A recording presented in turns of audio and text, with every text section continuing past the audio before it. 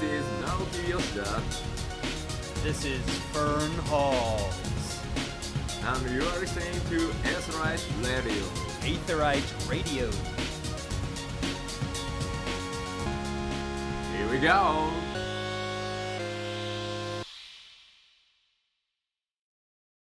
Hello and welcome to Aetheryte Radio Gamerscape's Final Fantasy XIV podcast. I'm Fusion X. Joining me today, it's Sen. Me. Hello. And Alduno. Hi, it's me. Hello. And an image where Rook would be. Oh, yeah. Rook has been busy this month.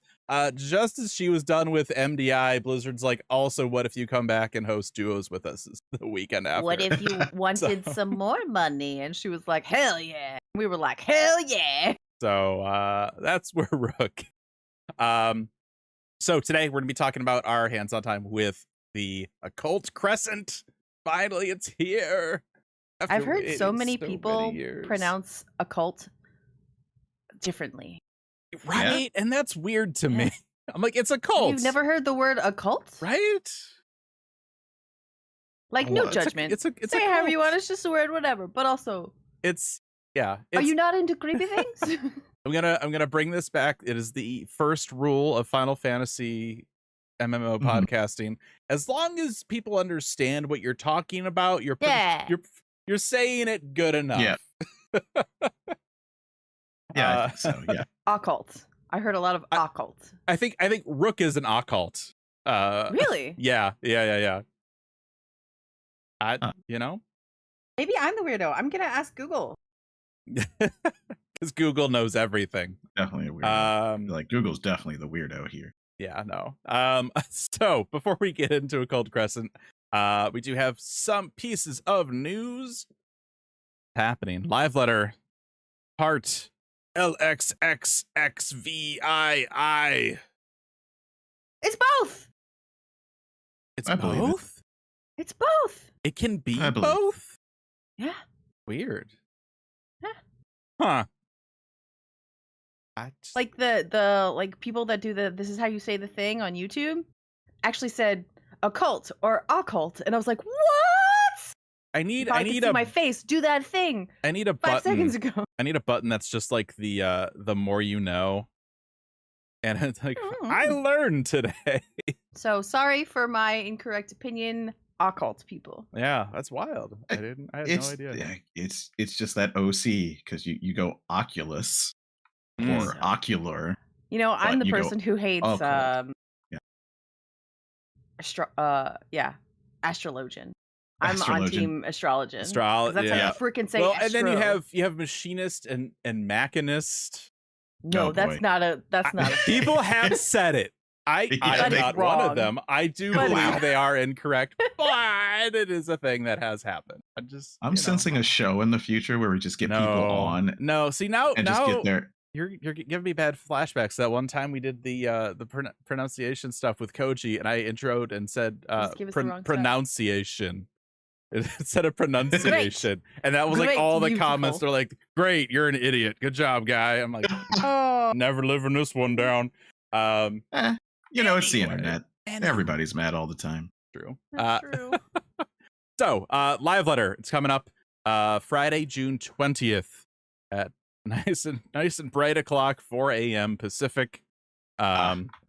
Thanks. Gonna be for the first part of patch 7.3, as well as miscellaneous updates. As a reminder for people, we are now firmly in the month of June. Miscellaneous updates has a very non-zero chance of being FanFest announcements. If it's not this one, it'll be the next one. So keep an eye out for all that. Obviously, announcement versus like ticket sales, there will be time you will know. You don't need to like wake up at 4 a.m. to like try and camp tickets and get those right away. Don't worry about it. Don't worry about it. It's gonna be okay. But yeah, 7.3, obviously people are expecting this patch to be the kind of conclusion to Dawn Trail, kind of old school, right? The 0.3 patches. We'll see. Yeah, second tier of the 11 raid. Yep. So that's cool. I'll take Yeah. that. I don't know what it's gonna predictions, real quick. Predictions for tier 2. Oh, Please. Oh, sure. Oh Yeah, I think it's gotta be, right? well, but Prish is around. So is it Tavnasian based? Or are they gonna give us I could almost, because of the way that they're going with the story, I could see Ottergon being third. Yeah, Like it ending with that? I can wait. Yeah, if they fine. want to do more Okay. Mobble Jaw stuff with the plot of everything, I could see them. Yeah. I Sure. said that a little Right? bit. Yeah. I don't Okay, know, yeah. see. Plus, I'm there like, was, there was Well, that. that's when I stopped playing. There has to be more after that. Why wouldn't they make Ottergon There's in not. the middle? Oh, okay. No, there technically just is. ended. There Game just is. ended, that's fine. There is. I actually. There is, but also like, is there? It's, Yeah. yeah, it's. Well, I'll talk about it in a little bit. Yeah. That's live letter. It will end up being relevant. Don't worry. Yeah. Details for Anime Expo and Final Fantasy 14's I'm so sorry, Anime Presents. Expo in July in Vegas. Oh no. LA. It's in LA. It's in LA. Okay. Shoot, why did I think Vegas? It's still bad though. We've done it, and it left an impression of it. We're still hot from that Guess so. weekend. Yeah. No. The last time I went to AX, which was, I don't know, 5 years ago now. Yeah, the lines around the block to get in 90-something degree weather in the middle of downtown LA. I mean, No, it's not fun. I mean, you're talking to somebody that traditionally did E3 for probably 8 years or something. Like, it's I understand how this works. No, I wasn't talking to you. Oh, all right. I was talking to people who don't know. I see. Yeah, it's warm. It's warm. Yeah. It's like, Oh, like yeah. when you're cold, the opposite of that. That's Absolutely. And there's nothing you can do about it. But yeah, I don't know. Hydrate. Hydrate It's- so much. AX is a very big, spectacular convention. I don't like it. So It's it depends. It's everybody's into certain things, and like I have people at work because I do I don't know, I've probably said this before, I do manga lettering. I'm a freelance manga letterer on the side. So I got people at my work that are like, hey, yeah, like we're gonna do a meetup, are you going? I'm like, not really. They're like, but Yoshida's gonna be there. I'm like, I'm all right. Like, I don't want to go to somewhere where it's hot. I'm older now. I'm like, I don't need to do that. Which is fine because, yes and no, because of the details we have right now, right? So we talked about this last time. The panel with Naoki Yoshida is going to be streamed. Again, that's Friday, July 4th at 12:30 p.m. Pacific. If and you're not doing something else. if you're not busy, that'll be streamed on the 14 Twitch channel and the official Anime Expo Twitch channel. However, if you decide that you're young and full of energy and you go to the event, there will be booth activities and a stamp rally. There's going to be a new player experience, a photo spot, and a visitor survey. And you'll get a cool little Final Fantasy 14 like Sakura like jet tag, which is really cool. That's neat. That's not what I'm jealous of. We're getting there. We're working through the post here. Yeah. There's also going to be 3 autograph sessions with Yoshida. Thursday, July 3rd, Saturday, July 5th, and Sunday, July 6th. If you want to do that, you need to get a ticket. Post says you can visit the Epic site to reserve a ticket for that. So if you're interested in that, those are available starting Monday, June 16th at 12 p.m. Pacific. So there you go. If that's you, get on that. Those will probably go quick. Merchandise. This is the thing. This is my stuff, What? So like my jam. New shirts. They're gonna have new shirts. Kind of like it's almost like what they did at PAX West, where they had the Tyrol map hoodie.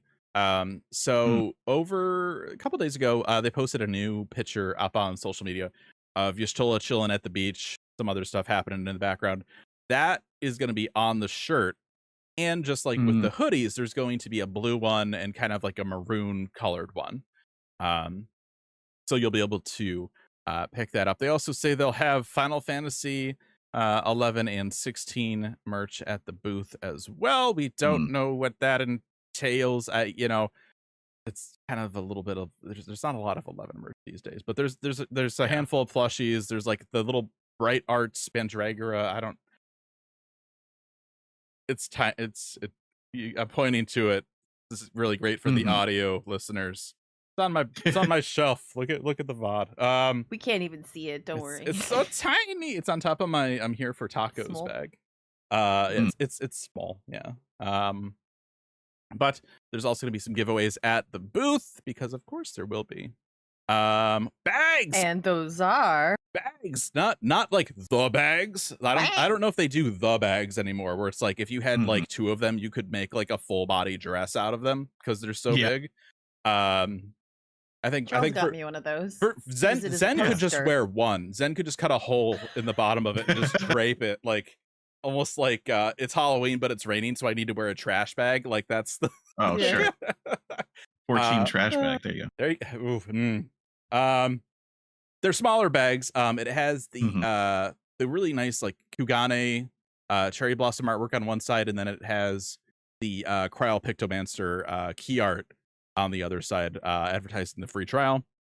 It looks like there's a postcard maybe with the Y'shtola artwork on it that's also on the shirt. The background is trimmed out for this one. And then everybody, there's a fan.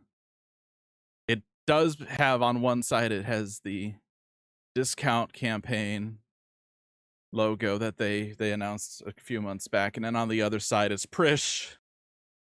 It's for the 14 and 11 discount. It's a Vanadil. It's an 11 fan. I need it. I need it so bad. Yeah. Monday, I'm going into my work chat. I'm like, all right, which one of you people going to Anime Expo has like 20 minutes to do a stamp rally for me? Look, I swear, I will get you what you want. I just need it. Yeah. Right. So we'll see what happens. Also, there is going to be a fan-hosted cosplay gathering. That's going to be Friday, July 4th at 5 p.m. And that's going to be at the Anime Expo gathering site number 2, Chickhern Court. There's a link on the Lodestone post for cosplay gatherings if you want more info about that. And that's Anime Expo.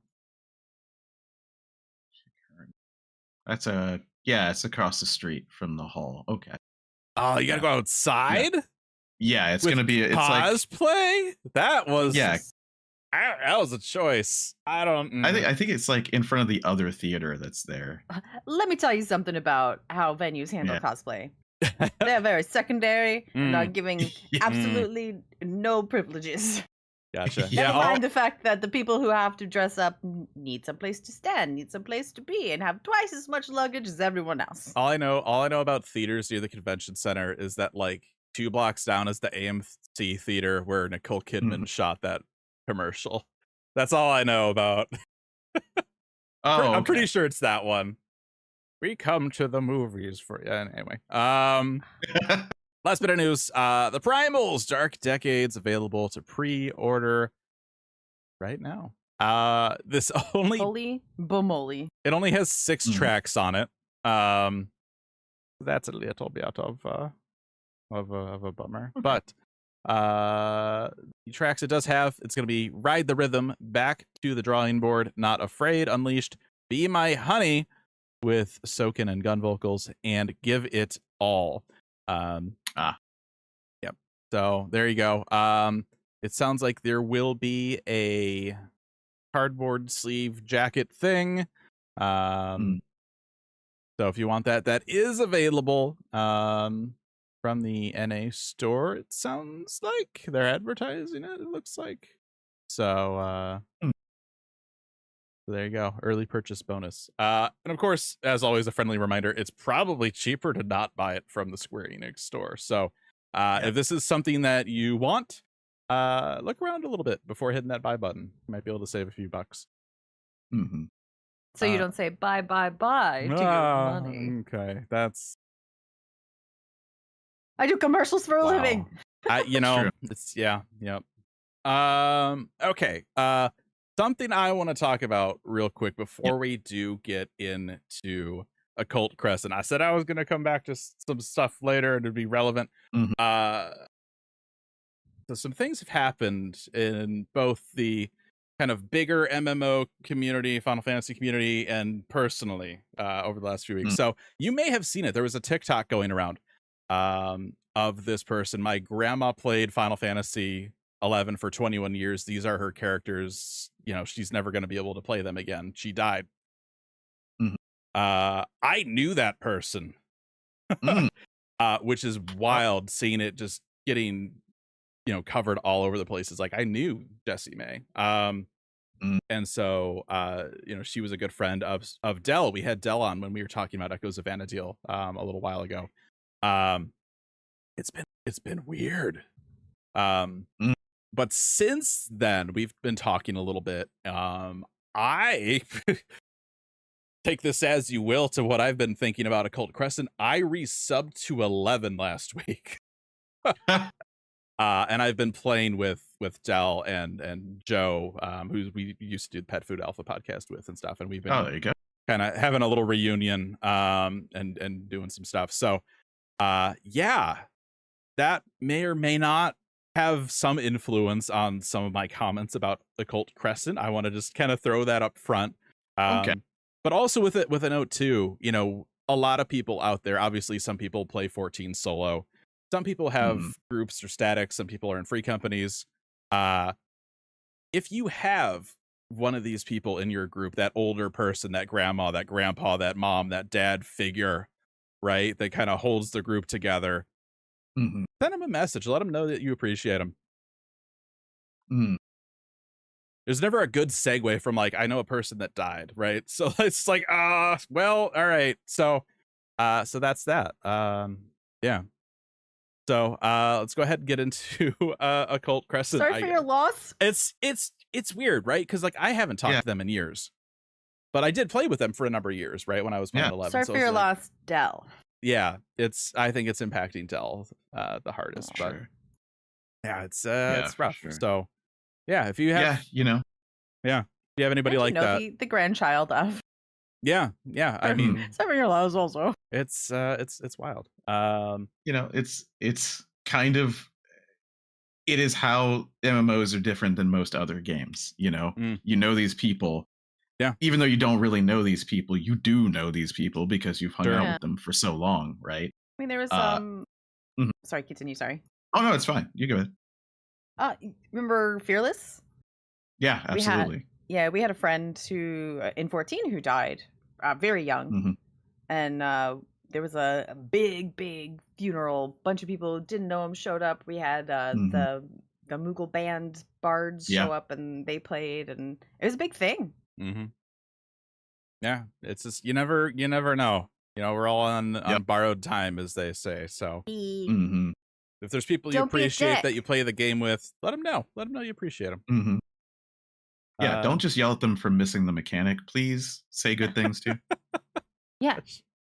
So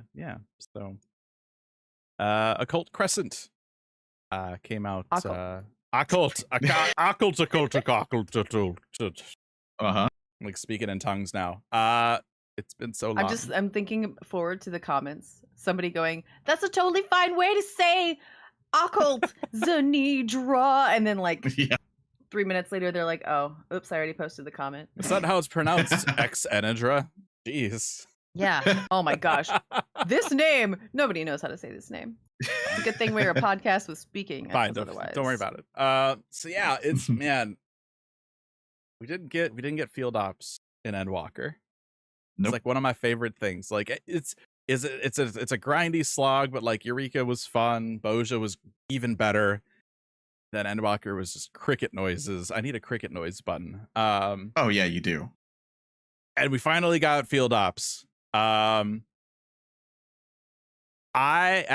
and Rook actually, we did end up jumping in, and we like no-lifed it for like the first like 2 days. And it was fun. The Phantom jobs were fun. You know, it was cool going around and kind of learning the map. And then, you know, I think Yeah. I think the most difficult thing I discovered about Occult Crescent was remembering to do the Beastman dailies at the same time. While I too was no light. Oh, right. That's right. They added those. I didn't even unlock those yet because, and we've talked about this before, the prioritization of the content as they roll it out with Dawn Trail has not been stellar. And Mumble Jai, I believe, is gathering. It is. Right? Yeah, no, I capped that stuff like 10 months ago. I didn't. Okay. Mining and botany, yes. Fishing, no. Okay. So you know what I'm doing. Yeah, and it's weird too because they also just like last month had cosmic exploration. So like between launch and this other content, it's like it's curious. Like how many people still need to use this for the XP? Yeah. I'm one of those people who normally does not need them at all, and to actually need them this time, I'm like, whoa! Yeah, I mean it's great, right? When you're in that position. But for me, because I've capped all my gatherers, I'm just like, oh yeah, that's a thing. All right, well maybe I'll get around to it at some point. Gather some fishes. Yeah, I will not be doing any of that. My highest gather is still 71. So nice, nailing it. That's still pretty good. Yeah, it's better than I thought I would be. That's for sure. Go hit some moon rocks. Yeah, I could. Maybe I will one of these days. But with my free time, I was playing Occult Crescent. There you go. So yeah, Rogue basically no life to this thing for like 2 days. Got to learn the map a little bit. What were your, before we kind of I move through my whole thing, what were your initial impressions? Just because I probably have played it the least, right? Sure. I played it a lot. Like I'm probably level 17 of 20, right? Like I did a whole lot of it the couple of days that I had to do it. I like the general format. I love the phantom jobs. I want more of that sort of thing. I love the buffs that you can do with the phantom jobs. If you go close to that crystal, that's cool as hell. That's really cool. That's community content. Isn't that awesome? So that's cool. I'm gonna tell you right now, though, I am not chasing fates for more than 2 days. I just can't do it. I cannot. Sure. That's just me. I can't do it. Right. Like I would love to do more of the gold farming with groups, because that's more reminiscent of like that kind of sit in a party, go grab people, do this, chill out, talk, have fun, get something done type thing. But the problem is, we're very efficient nowadays, and if you don't have the right things, you're not getting into that gold farm. Yeah. Right. Like I think right now it's like all warriors on Cannoneer, and like like nobody's really doing it unless they have that. And then there was an exploit that is patched, so don't worry about that. Those are always fun. Yeah, where you could like be Cannoneer and switch at the last second and then get experience on that job. So that was a thing, but that is no longer. But yeah, it doesn't have legs for me because I don't want to have legs for it. Like I don't want to run around and do fates constantly. That is not fun for me. Sure. So that's about as far as I got. I saw a lot of people yelling about can't you just wait 2 seconds for a fate? No one can wait 2 seconds for a fate. Nope. I'm really sorry. I don't care either way. If people want to wait, cool. If people don't want to wait, that's also their prerogative. Yeah. Maybe there's nothing good you can say about that. Like people aren't going to wait because they're worried that they are also not going to get there on time. Yep. And you better have that riding map. Yeah, and that better be the first thing you buy. That's a point I wanted to bring up too, right? Obviously, like day one, not as big of a thing, but then as people realize that it's a thing, like it's weird because you can make the argument both ways, right? Well, if you have a riding map, then you can get to the things quicker that you might miss out on. But then if everybody has the riding map, everybody's going fast, and you're still going to miss out on stuff. So why have the riding map? Because everybody has it. Right, but like, it just don't give it to anybody, and then everybody's get away from the mobs that are trying to murder you. Maybe, right? Yeah, but then why not just increase the move? It's a weird thing, right? And that same kind of like line of thought too. Aldo, you mentioned the knowledge crystal buffs, right? Mm-hmm. It's protect and shell again, right? Yeah, something that they decided they didn't want to spend time on. Right, where it's like, well, everyone's just gonna cast it anyway, so we might as well just remove it. And now they're like, but you have buffs that you can pop at the crystal, and it's like, okay, like it's fine, but like, you know, if you level your own phantom jobs, like, you know, you can take a day, a full day, go level the stuff up to what you need it to be, and then you can just buff yourself and it's fine. And it's like, it doesn't matter. I don't know. It's a weird kind of thing, especially when thinking about like how Shell and Protect used to be in the game. I feel like something to consider is that everybody's going to have different priorities, especially in the beginning, of what they want to do while they're doing this content. Some people are like, holy shit, I have to make it to the next fate. Some people are like, I have most of my Atma. I really only need it in this area. I'm going to go do something else while I wait. So I have time to put up that buff while you guys are doing something else. But here's the thing, though, right? One of those buffs is movement speed. So you want that buff, right? The other one is damage resistance. Because so you want that. Like, you want different all priorities of these. Of what they're doing. There's going to be somebody who's willing to stop for a second, do the thing, and go. And if one person does it next to a crystal, it hits everybody in your party. I see what you're saying. Okay. Yeah. I gotcha. Yeah. So I think the 0 and the 10 sides of my scale here of excitement. The 10 is the random treasure. I just love random treasure, you guys, so much. Just so freaking much. My first day, I spent a stupid amount of time just making sure that I had a little mark of where all of the little treasure chests were.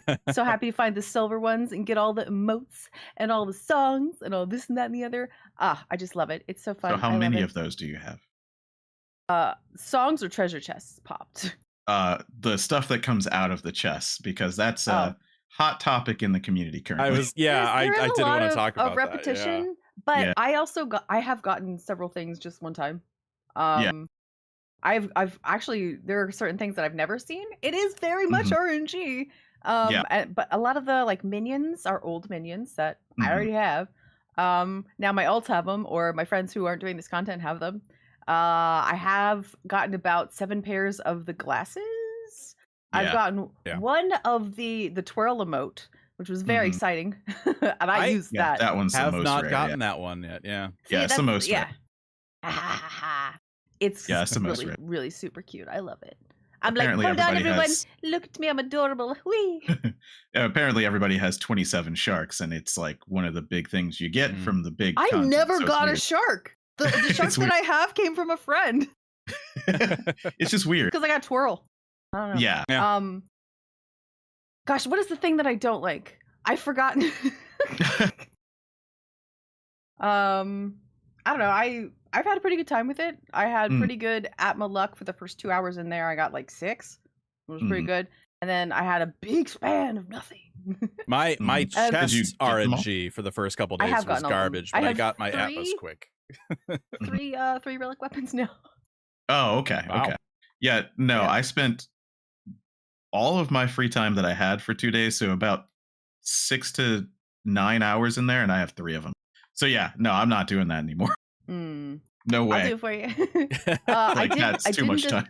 Yeah, I didn't know until the end that you can farm the demi-atma from the areas outside of the Crescent also. So if you like specifically need like 2 of one leftover one, and those fates never freaking pop, you just leave. You go to the area where they coincide, and you get them there. Yeah, they tell you where to go on the item. Yeah. They're I did that Kozumoka, and the first day I spent about 4 hours and got none. And the next day I spent 30 minutes and got the 2 that I needed. Yep. The heck? I actually went out to Shaloni to try and get like the last one that I needed. And after like 10 minutes, I'm like, this is stupid. I could just be getting XP in Occult Crescent right now. So I just went back into the content. Yeah. I hit 20 pretty fast. And then I did try to stay in Occult Crescent to level up the Phantom jobs, which I think are super, super fun. Oh my gosh. I was really stoked when it looked like we were going to get subby jobs. But after a certain point of having to make the choice between this area and this area to try and make it to both, because I need both those things, I just got like so mentally exhausted with that. I was like, fuck it, I'm going to go outside now. I need a break from this. Yeah. Yeah. It's definitely. I wish I could remember the thing that I I don't like. I guess it can't be that major, right? If I can't friggin' remember. I guess it's not a big thing. I do have a list. Oh, you have a list of things. I have a list. Oh, there's a list. Yeah. Yeah. So, and again, right?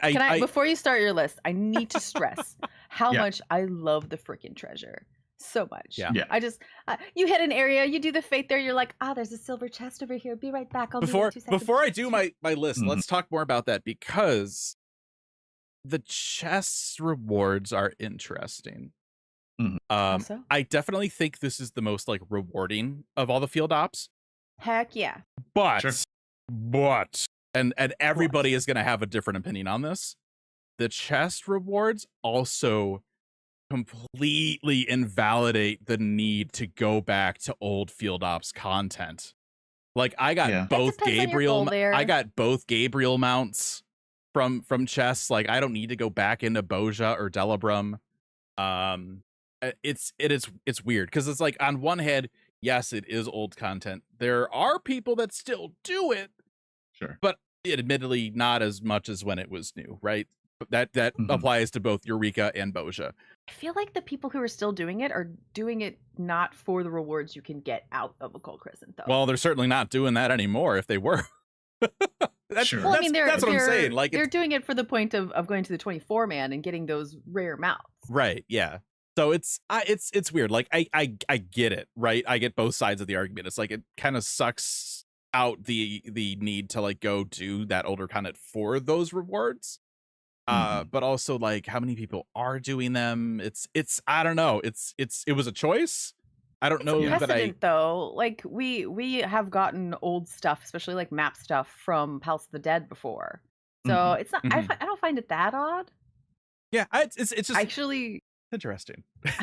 Yeah, no, I don't disagree with you, but I'm not also surprised by it really.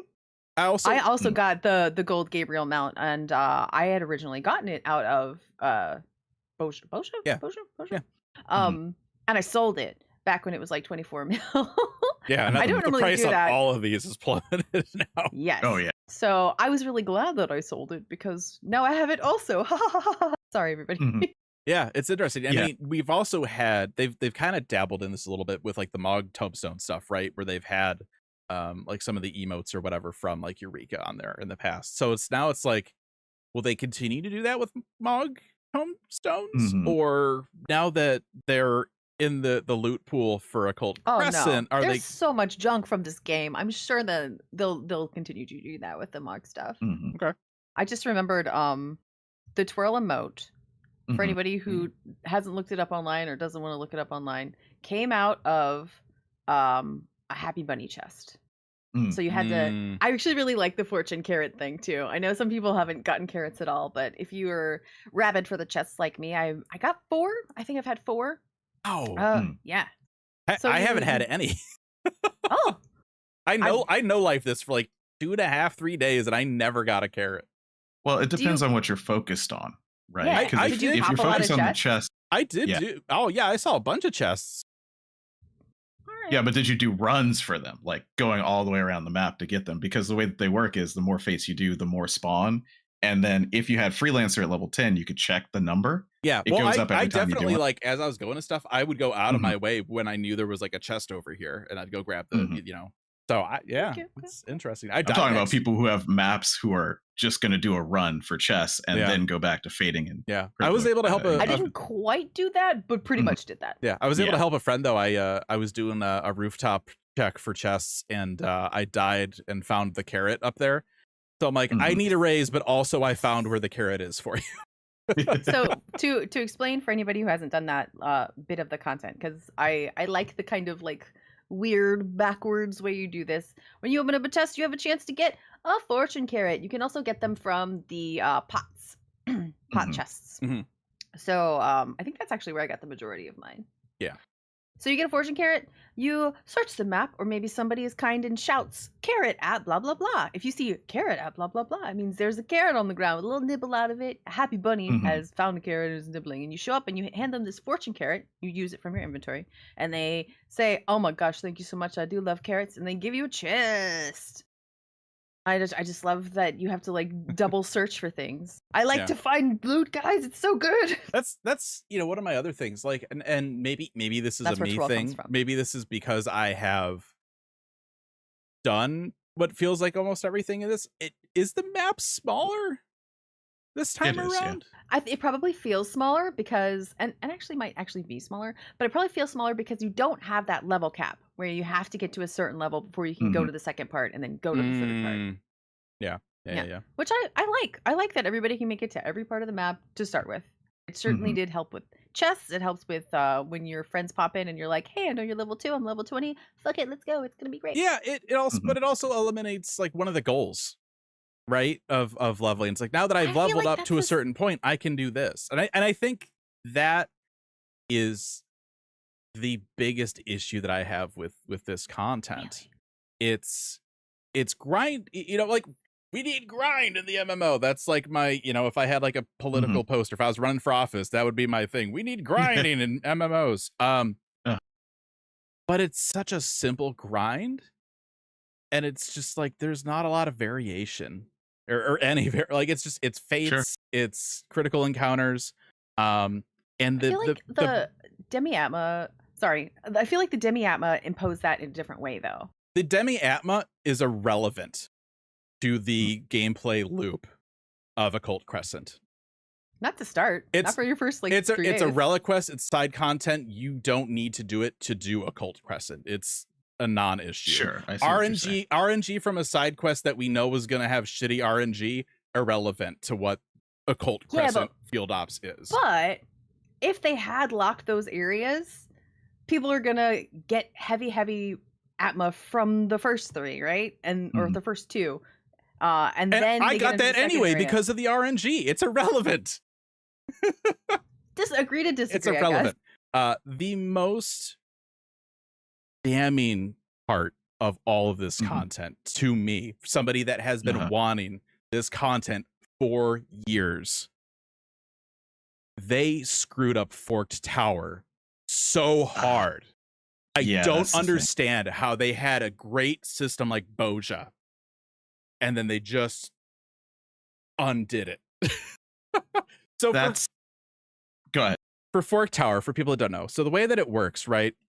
You have to be level 20, and there's a certain weather that pops. During this weather, you have to go to a location at the center of the map.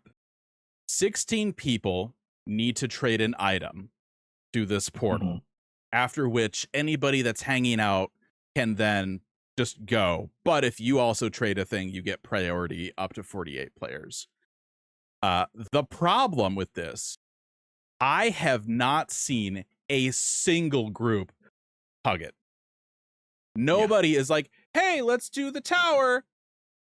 Nobody. All I've seen is like, yeah, I needed to like apply for a Discord. And that is fucking awful game design. Like with Boja, you had stuff like the castrum, right? It would just pop like a duty. And everybody could be like, yeah, let's go. And everyone could just run into it. And that was great. Why would you undo that knowing, or maybe not knowing? I think they've been designing so much content this patch cycle, only acknowledging the play style of the Japanese community. Because you doesn't look work over there either, let me tell you. You look at chaotic, right? Look at chaotic win rates, and it's like, oh, and this is stuff that they've known for years. I remember E3, gosh, whenever the Leviathan Battle Challenge was, right? I remember them having to like retool the challenge at the end of the first day because the win rate was abysmal. And Koji had even come up to me. He's like, we had the same event at a thing in Japan, and we had like a 90% win rate. They've known the difference of skill and play style between these regions for years, and they're still doing stuff like this. I think personally, it's not necessarily the game design, but listen, I know this is a weird look on your face. It's not necessarily game design. It is the way that, and this sort of agrees with what you're saying. It's the way that the NA community interacts with this sort of content. We already have all these Discords in place for things like Boja and Eureka. That content, the way you get into those is in these discords. So why would people stop using those? They're already in that mindset. I don't disagree though that it was nice to have the quote unquote baby mode in Bozja. It's nice to have that readily available where you don't have to do ass around elbow to get into it. Yeah, I should not have to, and I will not go to join some other random ass Discord to do content that should be easily joinable in a game. The fact that there's like a barrier to entry, all they need to do to make groups want to pug this is eliminate the cipher thing, get rid of the physical portal, and just have it pop like a duty like they did with Bozja. They already figured this out after Baldessian Arsenal and how to get people in it. They already fixed it, and they unfixed it.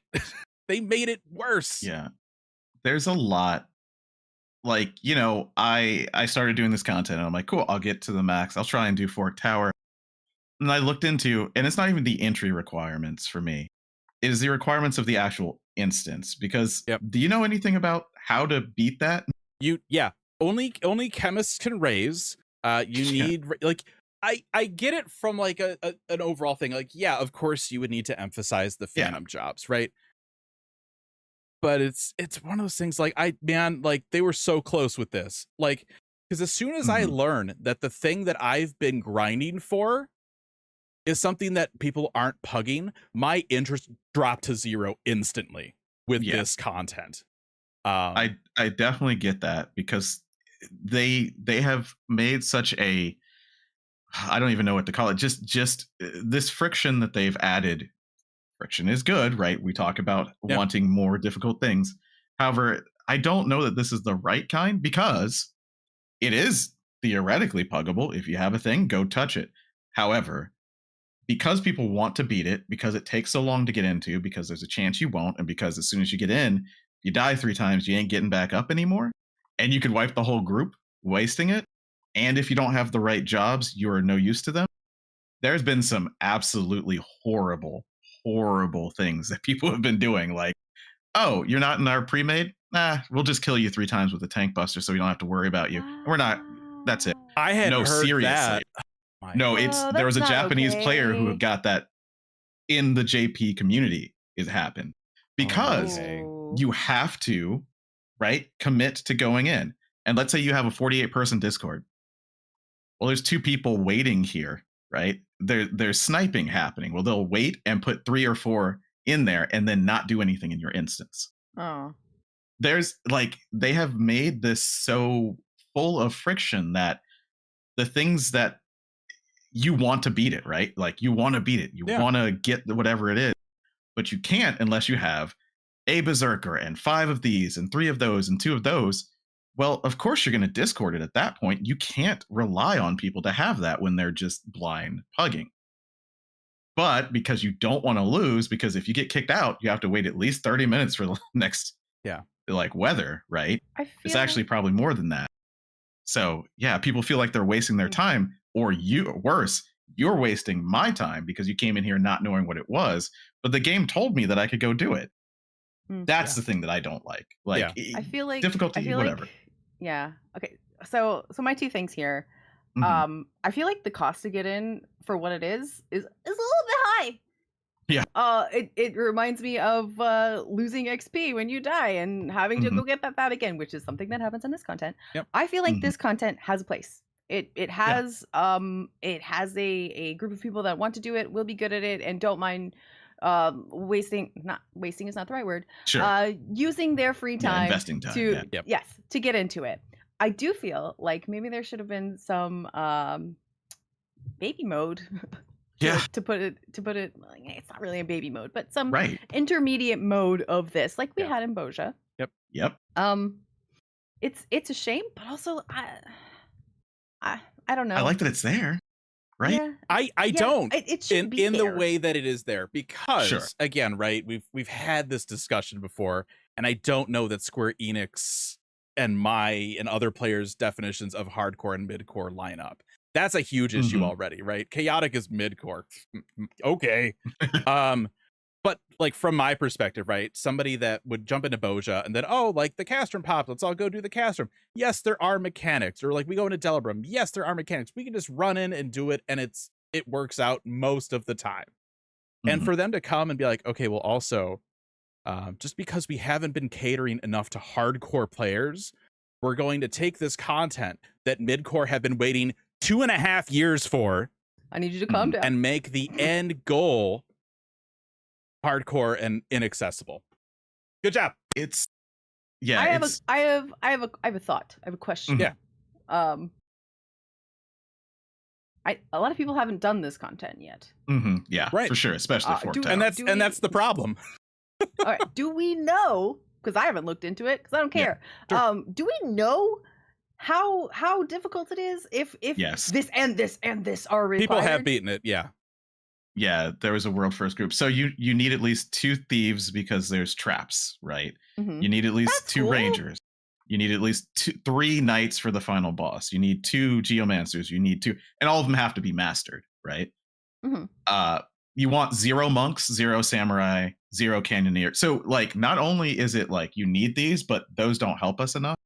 So that's fine. I love all that. That's okay. Like if you're going to prepare for that's cool. But if it's puggable and all you need is level 20 and an item to get in, that's not going to go well, because you need these numbers, right? You need at least these numbers, right? I'm really confused by because chances are in a group of 48, you are going to have these things. Chances are, yeah. I don't understand why anybody would ever find it necessary to kill and or just like dismiss somebody who's not on different jobs. Here's the thing. It's all about accessibility. And I've said this before. Like, all they need to do is not answering the question. Well, I'm getting there. All they need to do is make the content accessible, right? To have any type of barrier to entry is still a barrier, and that's going to dissuade a lot of people right off the bat, right? And so because of that, nobody's going to even want to try, and so no one will ever know what this content is, what it's like. If they got rid of that, more people would go in, and I think it's just... And you'd learn. Yeah. Right now, you have, okay, it's like you want to do Fork Tower? Cool. You have to go outside of the game to find a group. You have to get on voice. You have to do it, right? And the way that has been adopted by the community, and Square should know that that's probably the way it's going to go. Right, I'm a player in North America. I don't know how players in Japan have adapted to this, if they're doing it the same way or not. But here, like, they need to be aware of how each region will react to content and design around each region. Because like Japan will do like pugs, they'll match make like extremes, like whatever, they'll do whatever, right? That's not the case for NA. And I wish Square would acknowledge that and plan for that a little bit more. I think the Discord requirement is so difficulty of the bosses. Let's just talk straight up. How hard is the fight? Extreme level, not very hard. But what's hard is the requirements. And one of the reasons why they kill people and leave them dead is that those traps, if you don't know that they're there, because why would you know they're there? You're new, right? And you run ahead of people, you will wipe the raid. If that trap goes off, you will kill people, and then you can't do it anymore. Like you've lost a death, or you, heaven forfend, you killed the main tank, right? Yeah. It's a bit of an assumption that your rando is going to be bad. Yes, it is an assumption because they're not in the group, they're not in the Discord. On Discord. Yeah. So they may or may not know how to do it. And you know, some groups will stop and go, "Hey, do you know what you're doing? We'll teach you." But a lot of groups are like, "This is my 4th time in here, and it's my 3rd lockout, and I'm progressing on the 2nd boss, but you're on the 1st one. Get the heck out of here!" Yeah. Like, I don't want to potentially wipe because it takes an item and 30 minutes to get back in. I mean, I get that, but it's honestly that's a community problem. That's not a game design problem. No, it's a game design problem. I think it's both. It's both, yeah. There's a way to design this in which this does not happen, right? Yeah. And there's a way to fix the community in that. Right. And there's a way to talk to the community in which this doesn't happen. Not really. I mean, people are going to be people. But it's the sunk cost, right? Because let's say you work a 40-hour a week job, right? You have a few hours every night. You get together with your friends and you're like, we're in this Discord ready to go. Oh, well, 5 of us didn't get in. It was the main tank. Yeah. Oh. Can we do this? I don't know if we could do this with them. Hey, person who's come in, I'm not going to call you a rando or anything like that. Hey, do you have maybe this job? Oh no, did I need it? All right, well guys, we can try as much as we can, but we won't be able to clear this. That's a big deal. Imagine you get together for your raid night, and I know this is going to hurt. You get together for your raid night, and then right as you get into it, someone goes, I'm not going to be there. That sucks. That's you mean the past your 2 time. weeks of my life? Yeah, exactly. So that's why the community then fights to stop it, right?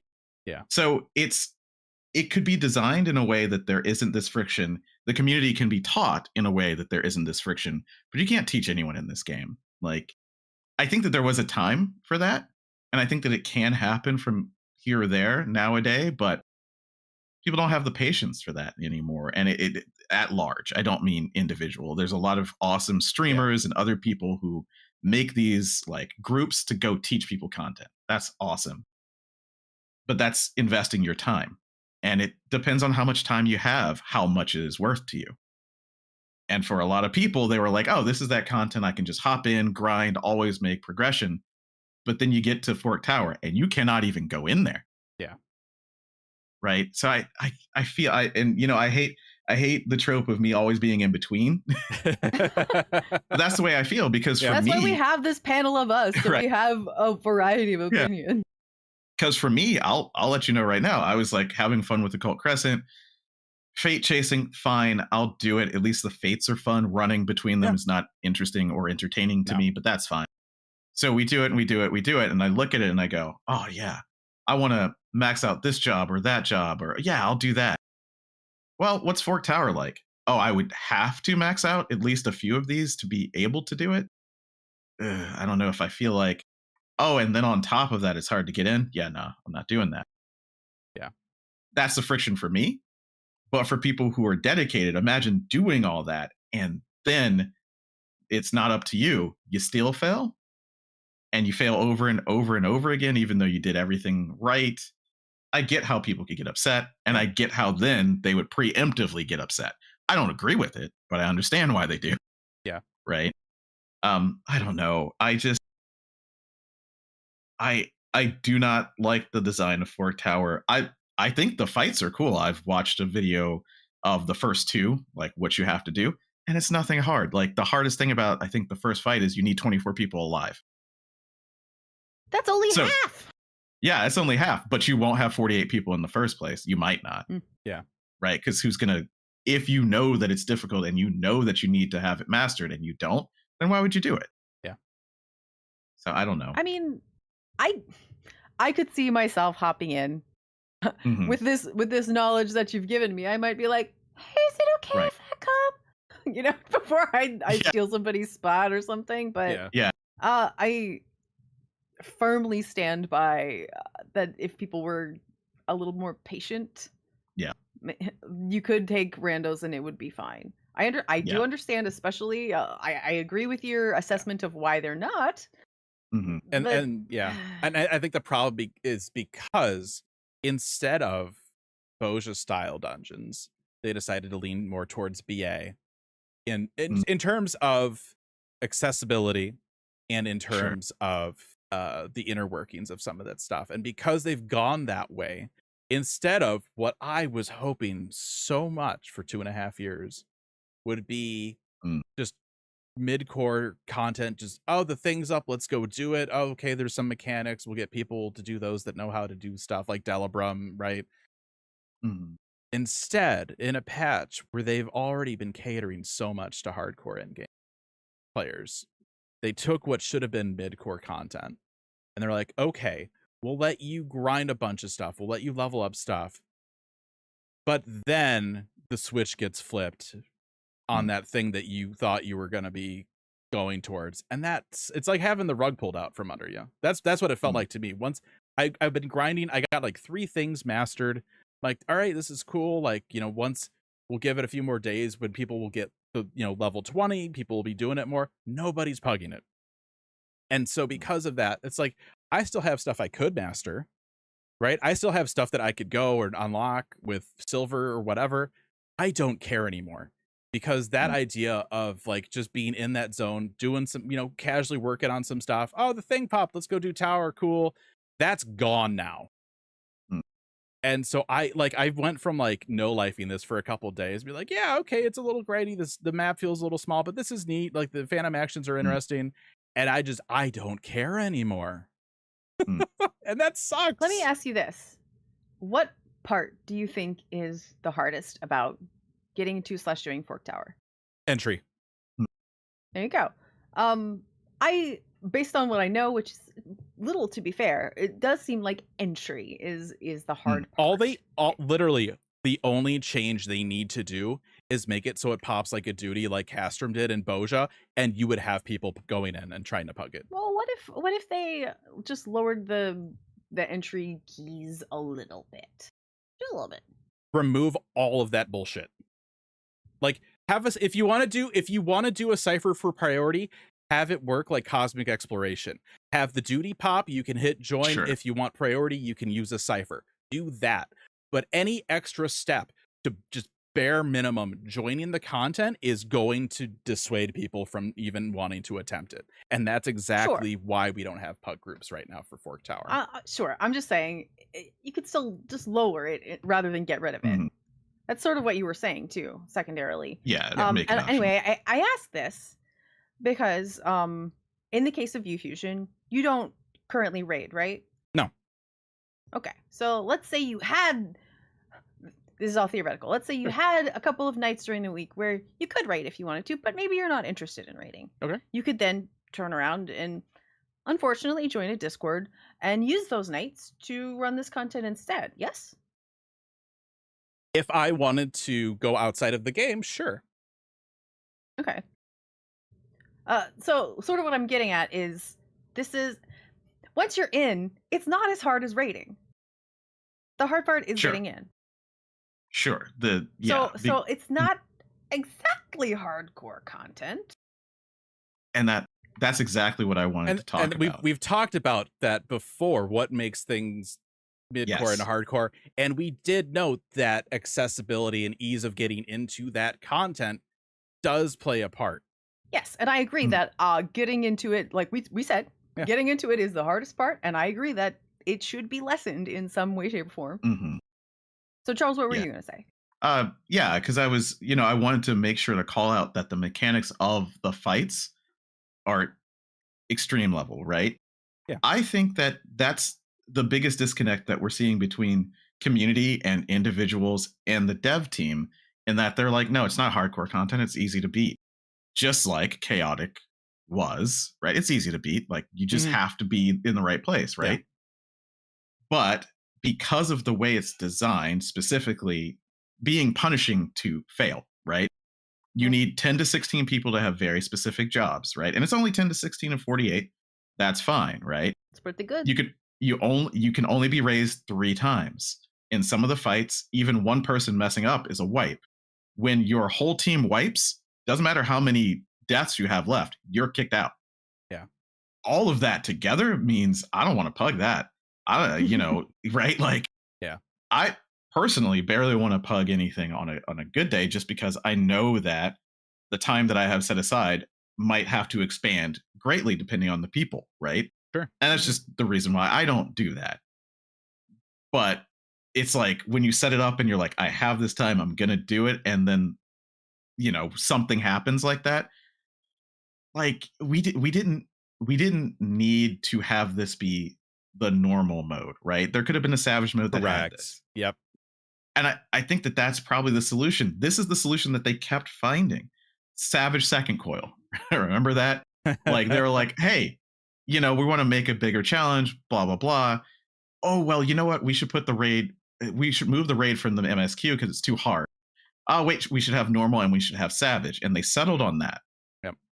And then the times that they don't use that again, I get why. It's annoying having to make both. But you're making 2 games currently. You're making more than 2 games, right? You're making a game for the people who like MSQ and just do that and don't push themselves to be challenged in that way because they don't want to, or they're not interested, or they don't think they can. Then you have the people who want to execute high, and then you have the crafters and gatherers who want to execute. You're making so many different games that in this mode specifically, just throwing people a bone to give you a normal one that does this and a savage one with these restrictions, they already figured it out. Why didn't they use it this time? I don't know. And that's the worst part about this. Like, they found a great way to do this with Bozja, and for whatever reason they decided to not do that this time. Because you're right, Zen. It's not difficult to do. It isn't. Like, as I'm looking at this, and I watched the whole first video, like Big Kobe, shout out there to his YouTube videos, because I use them a lot for rating, but got a guide already for the first boss, and it starts off with what jobs are required, and it's like in every alliance you want a bard, a ranger, a thief, a geomancer, a time mage, you need 1 berserker, you need this, you want this many for this many for that. And if that's the way to beat it, it needs to be organized, but it is specifically a non-organized piece of content unless the community does it. So it's designed well for difficulty. It was designed horribly for getting into it and making people want to be nice. Like, you have to design to make people be nice. They're not gonna. Yeah. Right? That's why we don't have talking to each other in PvP. Yeah. That's why in every PvP shooter or anything like that, there's so many restrictions like this, right? Because they know people are going to be crappy and you have to design around them. You know, we put signs on everything because people might not notice that, hey, stove is hot, right? You have to know that, though, when you're designing. You have to. And I think that what they wanted out of this content, what they wanted us to get out of it, and what we're getting out of it just isn't the same. And that needs to be fixed. And I don't know how they fix that. Yeah. That's not my job, though. But I do think something needs to be done. I don't know what. This is definitely an instance where somebody needs to nicely go to the forums and let them know, like, give them some good feedback. The content is great, but I can't get to it. Can you fix that? Because they fix that sometimes. Will they fix this enough? Who knows? And I think it's really important to go through these conversations to really get to the crux of how you feel about it, and then put out that constructive criticism and see what happens, right? Mm-hmm. Things have changed before. Eureka did not end up the same for the last one as it was for the first one. Bozja evolved over time as well. Maybe Fork Tower, this one's blood. I guess the other one would be something related to magic when it happens. Yeah. So it's like, all right, well, maybe for the next one, we find a way around and then we backport it for the first one. I don't know. Is it that dire? I also don't know, because I'm okay with not wanting to do it, because it wasn't something I was waiting for. It was something that I was like, okay, I'll try it if I have some time. Mm-hmm. It wasn't a piece of content that I'm like, oh man, I really want to do that thing. Yeah. Right. I would feel the same if we got to the raid tier and it's like, oh man, because I personally really want to do the raid. And all of a sudden it's like, well, you can't do that unless you're this job specifically. Right. Like that would. A little bit of that. Yeah, we do get a little bit of that, but it's always adjustable with gear or something like this. And this will be too. Once everybody has everything mastered, you probably won't care. Right? You probably won't need to care, because you'll have enough of the mastery bonus to live through things. There'll be enough people who know what they're doing to kind of zombie you through. But that seems to be their design for every piece of content. Mm. Like trials, at some point, people will carry you through if you are not one of the people who really like to perform well, right? Or have the time or want to do that. You will be carried through. This is going to take longer, and it seems like it should have been at that level to begin with. So I don't know. You said the phrase, one of those people who don't like to perform well, and I'm like, what? No, I mean, there's seriously some people who are like, no, I'm just going to go in there and I'm just going to try it, and that's good enough. And that's okay, because it's a video game. Yeah. Sometimes that's true. You don't need to min-max. You don't need to. You shouldn't need to do normal content. Savage, not true. I feel like not needing to min-max is different than somebody who has made the choice to not do well. Well, because they have to go outside the game. Yeah, it's because they have to. You have to go outside the game to know how to do well. You have to go to the balance. You have to look this up. This is a problem with WoW as well, and has been since the very beginning of it. What is the most optimal way? There's a bit of that, but the people who figure out rotations to start don't go outside of the game to do it. They look at the tooltips and do it. Yeah, to a point, but then they make sims. Like right now, all of our bests and slots are machine assisted. All of our, like, they're not just people figuring it out. Yeah, like someone's figured out the point is looking at tooltips means you're trying. All you have to do is look at the tooltips and you're trying. Well, some people don't know what that means, though, right? They look at it and they go, "That's too much. I don't understand that." It's I feel like you don't have an excuse except on Viper, because what the hell? If there's more than two sentences on a tooltip, it's too much. Right? That's the different levels of people who want to play this game, right? Like, there's so many. Like, I look at crafting and I go, I don't care. I don't care. Like, I really don't care to know how to do this because it's not a mini game I want to interact with. But then I don't do it, and there's no crafting raids, so I'm not, hindering anyone. And I'm not going to go do that. But there are quite a few people who are like, this is a video game. I play it to have fun. Yeah. I should just be able to have fun. I will press the buttons that come up, and that should be right. And maybe I'll put it together and this should be good. But that disconnect has always been there. And that's why I say that there's two games at the very least that you're making. A game for the people who like that sort of thing and like to be optimal and want to push as hard as they can. And for the people who are like, this is my chill game, right? I'm going to hang out in Limsa. I'm going to go do this. And then I'm going to do the content that I feel like doing.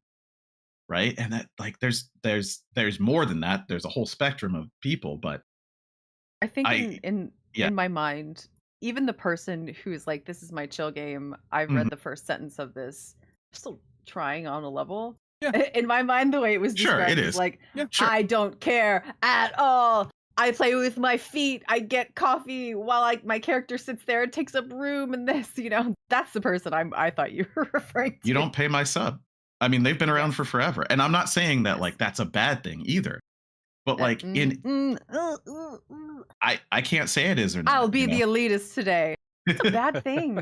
But that's why the game is the way that it is. That is just another friggin' example. It's the other half of the spectrum of, oh, you're a rando? I have no idea if you're good or bad. Please die. It's the other half of the spectrum. It's people not giving each other a friggin' chance. It's not showing each other. Yeah, I know. I think what it is the second that you have to leave the game to do content, the second that you have to be part of a group outside of the game. I have to leave the room to do the content. Right. As soon as you're not just in the game anymore, right? I think, in terms of like mid-core, hardcore, whatever, it puts that up a tier, right? It's we can't do this without Discord. Well, more investment. Then this is hardcore content, right? And I think the shame here is that you have the field area, which is very mid-core content. Oh yeah. And it's grindy and you're working towards something, but what you're working towards isn't next a level higher level of the same thing you're doing. It's the next tier. And because of the way that it was designed, right? This is a game design issue. Because of the way it was designed, people need to be on Discord to do it.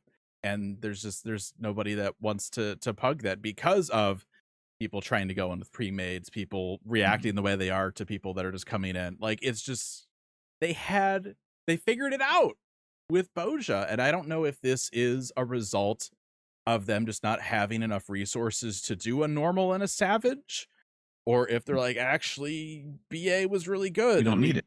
I don't know what the design idea was here, what their intent was, but to not have this type of mid-core content for so long, to be focusing on solo stuff and then like the high tier stuff, and to like give us a little bit, give mid-core just that little bit, and it's like still it's just Fates, But it's cool because we get some new abilities, then we can go into the the dungeon's not part of that. Okay. Like it's I think I'm not disagreeing with you when I say this, but I think forgetting about the fact that you also get the relics in there, that's the other point of the content. And that is definitely the mid to easy core of the content. Yeah. I agree, right? Because that's just do as many fates as and critical engagements that you can, right? Like that stuff will just come alongside. And I don't. This is Well, I mean, after your point, it's you don't even have to go into Occult Crescent really to make the relics. Yeah, exactly, right. You so don't. it's like you start it by starting the quest, right? Because you just have to get to the island, and then you can go do whatever you want. You can pick and choose, and that's another thing, right? Like it has made me do more roulettes recently. Oh yeah, yeah. Because once you get all your Atma, you turn them in. Oh, the yeah, way you you get them is tomes. Yeah. So yeah, exactly. And old content. Yeah, get people to go back to old content. I just this conversation just be especially because you're like, what is the intention of this content? Just continues to remind me that, and I feel this way. No one else has to feel this way. I feel like communication has been much worse in the past year or two. 100%. I think we all agree. I don't want to put that opinion on anybody else. I want to own it because it's me. This is the part of where even though we're all sort of at a different place on the scale here, this is where we're I mean, and we've talked about this before, right? Where it seems, as honestly as far back as the media tour, when there were things in the build that weren't translated that they knew we would be looking at and looking to cover that just weren't done. It feels like they're struggling to catch up to where they need to be with Dawn Trail since before Dawn Trail was even out. You have, it's resources, whatever they have. There's been a lot of stuff slipping through, whether that's floating bits of buildings or JP text in English versions, right? It's just there's a Charles, lot. I think I interrupted you. Yes. Oh, well, and that's why I was trying to own it myself, because I know we could talk about this for a long time, and I think it's worth revisiting after the live letter that we get. Sure. In 2 weeks? Yeah. I think it's very worth revisiting there, because that's the first chance at hey, we've heard some things about Fort Tower. Hey, we're thinking about this, or we're thinking about that, or maybe you should try that. If there is any communication in there, then maybe we're going in a good direction. Like it's not. I don't know how big it is, right? Go ahead. One sentence. There has to be something, right? Yeah. From the backlash, has to be. What one would imagine, right? Like, because they see it, right? They recently they posted on like I guess it was Twitter for Duty Commence that they go and they look at feedback from forums and places, right? Yeah, okay. Well, then talk about it, right? Like, it doesn't seem like you have in a long while talk about the feedback that you got. You can look at feedback till the cows come home, but you need to take action on the feedback, which is what I was kind of leaning towards. Is I don't know that they have the capacity to properly do that part of it. They can see that there's issues, but any adjustments they want to make, they might already be at capacity, over capacity, trying to get the other things that they need to get done. Right. So is it completely dire and it's the worst content ever? I don't think so.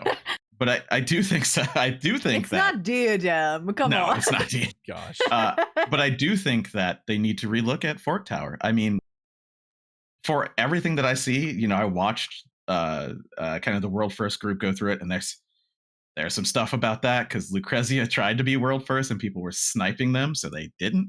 I think maybe they ended up still being World First, but like that's an issue first and foremost. Like that kind of sucks.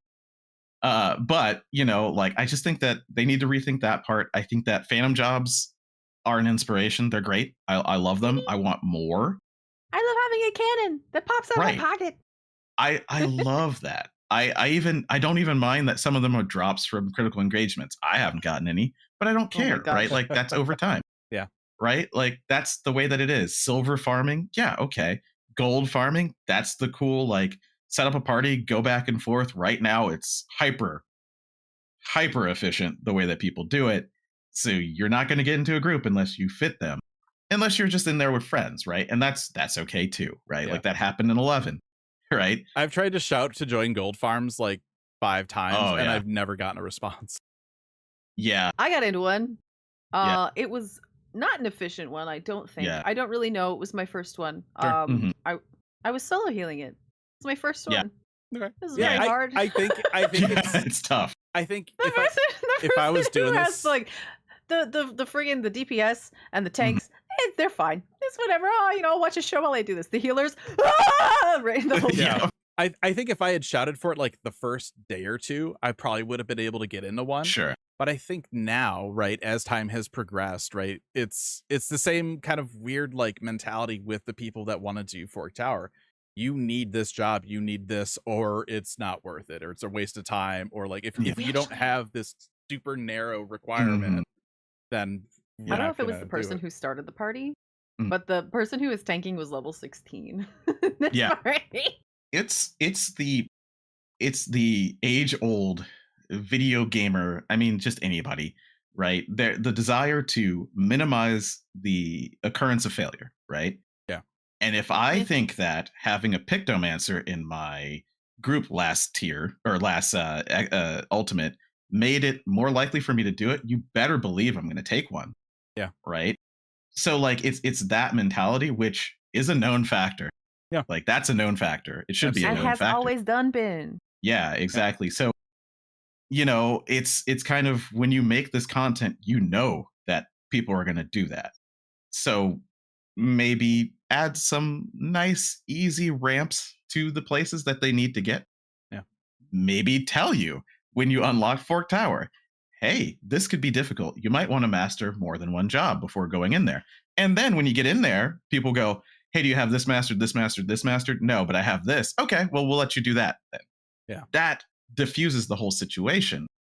More information for the player, and this also helps the people who don't look at tooltips, or there's a lot, right? We kept talking about Hall of the Intermediate, and we got it. Did we see a betterment of the player base? I'll let you, because I don't pug, so I don't know. I don't know. Like, I barely do it. Maybe we will. But, like, this has to be told to you, because right now you get to 20, and you go, I'm going to Fork Tower. And it's that meme. You walk in and you come out and you're like, Fork Tower has got hands. Specifically, the people who want to do it with me got hands because they killed me with the tank buster. There's, talking about, ease of accessibility, obviously, it's a huge one, but communication and explanation. I mean, they've spent so long with this game now, right? Since they started Trust, trying to just handhold you. And so when I walked into Occult Crescent day one, I'm like, okay, there's a shop. I bought a stack of potions that I couldn't use. Oh, sure. Because nowhere on the item description does it explain to you that only chemists can use them. Like, that's a huge, like, design failure, like, on their part. Like, they need to explain some of that. Yeah, I hadn't really thought about that because, the item says it's consumed upon use of some ability. I thought my game was I didn't buy one. I bought 10. I put them on my hotbar. I'm like, well, I won't buy a bunch of them, but I'll buy a few. We'll see how useful they end up being, right? And, like, I'm smashing my hotbar. I'm like, why isn't this activating? So it says it's used upon the ability use? Yeah, I think I'll look it up real quick. It's definitely not as clear as it could have been. Special blend of herbal extracts and etheric essence rejuvenates body and mind, instantly restoring HP or MP, consumed upon use of occult potion or occult ether. And which that is an item, ability. which is like the name of the item. So it's like consumed upon use of the That's item. Strange. Yeah. Yeah. Okay. Yeah. Yeah. That could have been done way better. Yeah. For sure. And, I looked at them and I went, well, I don't know if I need them just yet. So I didn't buy any, but I probably would have, right? Because I don't know that chemist exists. Right. Right. Yeah. Until I go to the next person to see what I can buy. Yeah, I don't, I think that Fork Tower is something, right? But I really do want to talk about the jobs themselves. Sure. Because there's a lot of good stuff. Like, it's not me trying to like hand wave the rest of it away, but this is exactly kind of what I wanted. Beaten Fork Tower with a dead horse. I think we can move on. And if they don't fix it, we'll do it again. So hey, start thinking about it so that we don't have to talk about it. Right? Nobody wants to listen to me. I mean, I'm with you. That's not I'm with true. you. I'm with you. It's not just you. And it definitely is not just you. Let me tell you that Reddit thread was humongous. Oh my, there's 3 of them. There's 3 of them, and they all are saying the same things, right? Like, I'm not even going to try. And it's hundreds of people. Like, okay, it's a big community, so right, it could be that's a small amount of people, but it's also a small secondary subreddit, and it, just saying. Yeah. But I don't even know where to begin. I don't even know where to begin with them. Like, the crystal thing is really cool. The buff. Yeah, the buffs are it was cool. a little bit more clear what does what. Like, Yeah. It's on there. You can kind of tell. Well, it's strange to me that not all of the jobs have one. Yeah, it is interesting. But what's your favorite job to use of these Phantom jobs? Maybe we can go in like that order, or one that stood out to you. See, here's my problem right now. I don't have a favorite because I'm always on one that I haven't mastered yet. Because when you do master it, right, it does 2 things for you.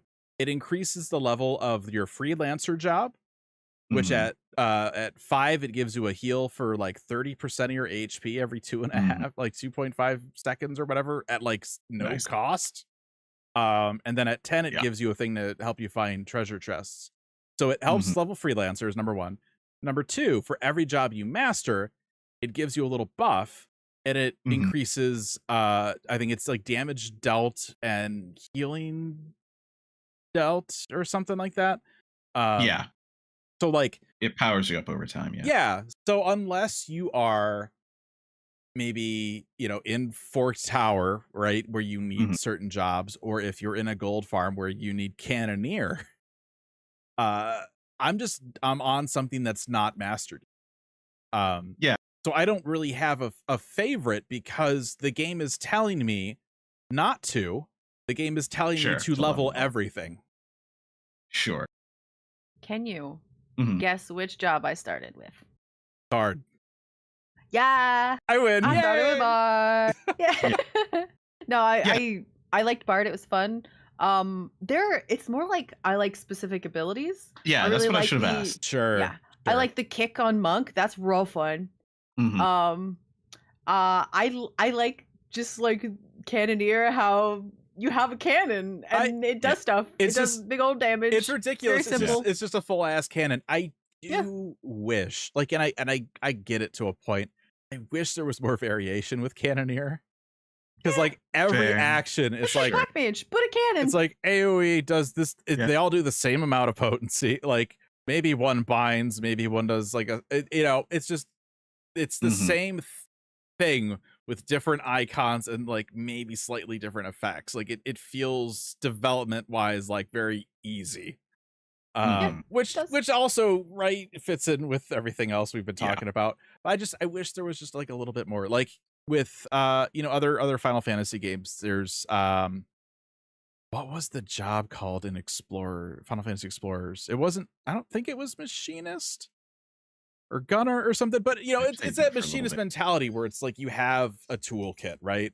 And so maybe Cannoneer would have like one other thing. But maybe not. Maybe it's just cannons and that's Berserker. Kind of not impressed with that one. I'm sure people who like to do the punchy damage really like Berserker, but didn't really care for it. Oracle cracks me the hell up. Yeah, yep, it's fun to see people just die. Yeah. I've been mostly playing as a healer, And I've only missed that cast when I was leveling Oracle like 3 or 4 times. 2 times I died, and 2 times I lived through that shit. Yeah, I was like, Oracle's definitely like, if I ever get to it, it's like gonna be one of those jobs where it's like, I'm gonna just Watch get it. XP on this, but I don't know that I want to push any of these buttons. Sure. It's good. It's a good job, but Yeah, I mean, the one that not when you're like out a the thing, machinist or a red gotta mage. watch it. You need full heals fair. to save yourself. Ranger is the one that took me forever to get. I did the Fate probably like 7, 8 times, and was finally like, you know what? I'm 20. I got my relic weapon. I'm just gonna go and farm Fate in every single one that I go into. I'm just gonna do it. And the first time that I did it, I got the Ranger drop from it, and I was like, all right, cool. I think apparently that's the key. If you want a thing, farm up the Fate. Yeah, I haven't done it yet, but I have seen people do it, and there's this like dash you do where you hold on to a bird's feet, and that cracks me up too. So funny. Yeah, I've actually, that was very useful for especially like learning some of the fights. That's the other thing that is oh, I remember the thing I hate. Sorry, continue. One of the other kind of like just general bummers, and this is just like a system thing, just like the snapshotting. Oh yeah, sure. With AoEs and stuff. That's the thing I hate. Because it's so bad in certain Fates. Because the area has to accommodate so many players. Like there's stuff. It's like, I was not standing in that, and I am dead. And it's just like, I get why it's happening. Yeah. And that was, I wouldn't say worry, but that was definitely like a thought or concern that I had when they announced that this was going to be level 100 content and not level 90 content. I'm like, okay, so that means that the fights are going to be harder, which is okay. Like that's fine. Minus Fork Tower, but like they'll be a little quicker and stuff like that. But I don't know that scales well to these bigger zones. That same amount of pacing, because obviously, like as you learn the fight, you'll know the mechanics and where they go off and stuff. But every so often, like you'll goof or whatever, and not everybody's perfect. And you'll get that thing where it's like, I 120 million% was not standing in that, and I am now not living anymore. I had one instance where I was like, I never stood in that AoE. I never even touched or even looked at that AoE, and it hit me? Are you kidding me? It was never there. It wasn't like a snapshot thing. It was like, I never touched that spot on the ground ever. Yeah. I think people mostly are talking about the POTS one with the big AoE and the pluses, in which they're like, I know where that's going and I'm not there and I have died and I don't know why that is. That's the one that I still haven't figured out the pluses on that one. Like sometimes they're tilted, sometimes they're not. I don't know. The POTS one? The one 11, in which the there's 11 a big pots. pot. The 11 pots with the doll in the middle. Oh, okay, yeah. The doll is what I should say. The one that got me for the longest time was the I think he's like a lion dude with horns. It's inside the Citadel. One of the right areas. Yep. Yeah. I finally figured out how all the crap in that one works, but the thing, it's kind of embarrassing. The thing that killed me the most often was the light sprites come down and then they hide them in rocks, but there are also rocks that don't have light sprites in them. Yeah. And I was so concerned with watching the other AoEs, I didn't see the light sprites for the longest time. And I'm like, how the hell do you know which rocks are gonna explode? It took me forever. It took me like 5 times before I was like, oh, I'm so dumb. I mean, and I think it's a function of that many people being in there at once, because like I was trying to get Ranger because I wanted to get Ranger, so I was farming that Black Chocobo one. There were a couple of times where the Black Chocobos themselves were not visible. And I'm like, well, I don't need to. I'm near the ones that I can see, but I can't see the ones past over there. And that's not okay. I don't have any like view culling. I have like, the only thing that I've ever done is turn people's effects on limited, and that was this expansion. Yep. So like, like I don't have anything off. My computer's fine. I can't see them. But then I move around and I'm like, oh, I don't see these people either. I didn't know that they were over there. There's been instances for me, funny enough, on the Black Chocobo critical encounter where, they kind of spawn in groups. And then there's always inevitably like the last one that's left that I feel like loads in when it's the only one left. Like I feel like it's Right? not. Yeah. Like that's not great. That's not right. But it's funny talking about dodging mechanics and stuff. For at least a while I was leveling Ranger, that little bird grab dash was actually one of my favorite abilities because I'm like, oh, I can finally actually like get to the safe spot with this ability. Yeah, it definitely helps. The other one that's been useful too is the I forget what it's called, but it's like the shield on Knight. After you leveled up a little bit, where it's like 90% damage mitigation. It's basically like the oh shit button. Like I am going to get hit. Maybe now I won't die. You know what is definitely going to be my favorite job? Freelancer. So I can find the chests. Exactly. Yeah. That's interesting too, though, because at thinking about it, right? You have to master 10 jobs to get 6. Okay, you're on your way. But like by the time you get that, are there any things from those chests that you haven't gotten? I mean, if you're not lucky like me, maybe you don't have Twirl yet. Right? It's it's RNG. Yeah. Like I haven't seen Twirl, and I haven't seen there's actually an item you can get. It's like esoteric gold coin that's rare, but it sells for 300k because it's basically like to exchange for the elixirs you buy for chemists. Fun. Yeah, it's a gold piece. But the mimics. I haven't found a mimic yet. I saw one die for a second before it faded away, but I have not encountered a mimic yet. I fought like 4 of them. None of them have given me a chest, which makes me mad. So are they just chests that you go to open and are mimics? No, you can tell that they're mimics immediately. Oh, okay. Huh. They're little chompy dudes chilling on the map, kind of just like in Palace of the Dead, and you kill them and they could drop a chest.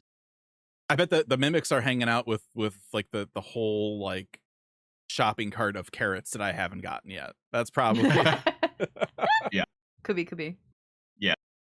Yeah, I mean, I would be one of those people that would need Freelancer to do it because, like I said, your first purchase, maybe not your first, but one of the first purchases should be a riding map. Yeah. And I didn't have one, so I was just chasing everyone to try and be there at every fate, critical engagement, and all that sort of thing. So I don't stop for the chest. I go, oh, it's there. Maybe I'll come back later for it. So I've picked up maybe 5 of them. There's I've just been chasing places. I mean, I have the riding map now, but there are definitely still some places because I'm at the point where it's like I might as well get the chest. If I miss out on a fate, like whatever, the chances are that I'm gonna miss it anyway are pretty decent. Here's like the little, like I call it the danger hallway, where it's just a hallway. Oh sure. And there's like decent chance that there's a silver in there, which is like 3 different drops. And so like if I'm ever over there, I'm like, yeah, I'll go check out the danger hallway. Yeah, I've gotten a lot of like two materials and a firework chests, but danger hallway for me has always been like stellar. So yeah, like I said, I'm too busy trying to level and get enough silver to buy the couple of them that I need after getting the riding map. And I mean, I have nowhere near enough gold. Nowhere. No. Because I'm just doing critical engagements and fates. So you kind of need that gold farm. I don't know. That could be wrong. Maybe I'm wrong. I don't know. I don't even know how many jobs you need to pay gold for. I think if you want to get like the gear and stuff, you need the gold. Yeah, to level it up, right? Yeah. For the upgrades, you need to find I forget what it's called, but I've gotten the items from chests actually. Like Aether sand or something like that. Thread. But then you need items from Fork Tower.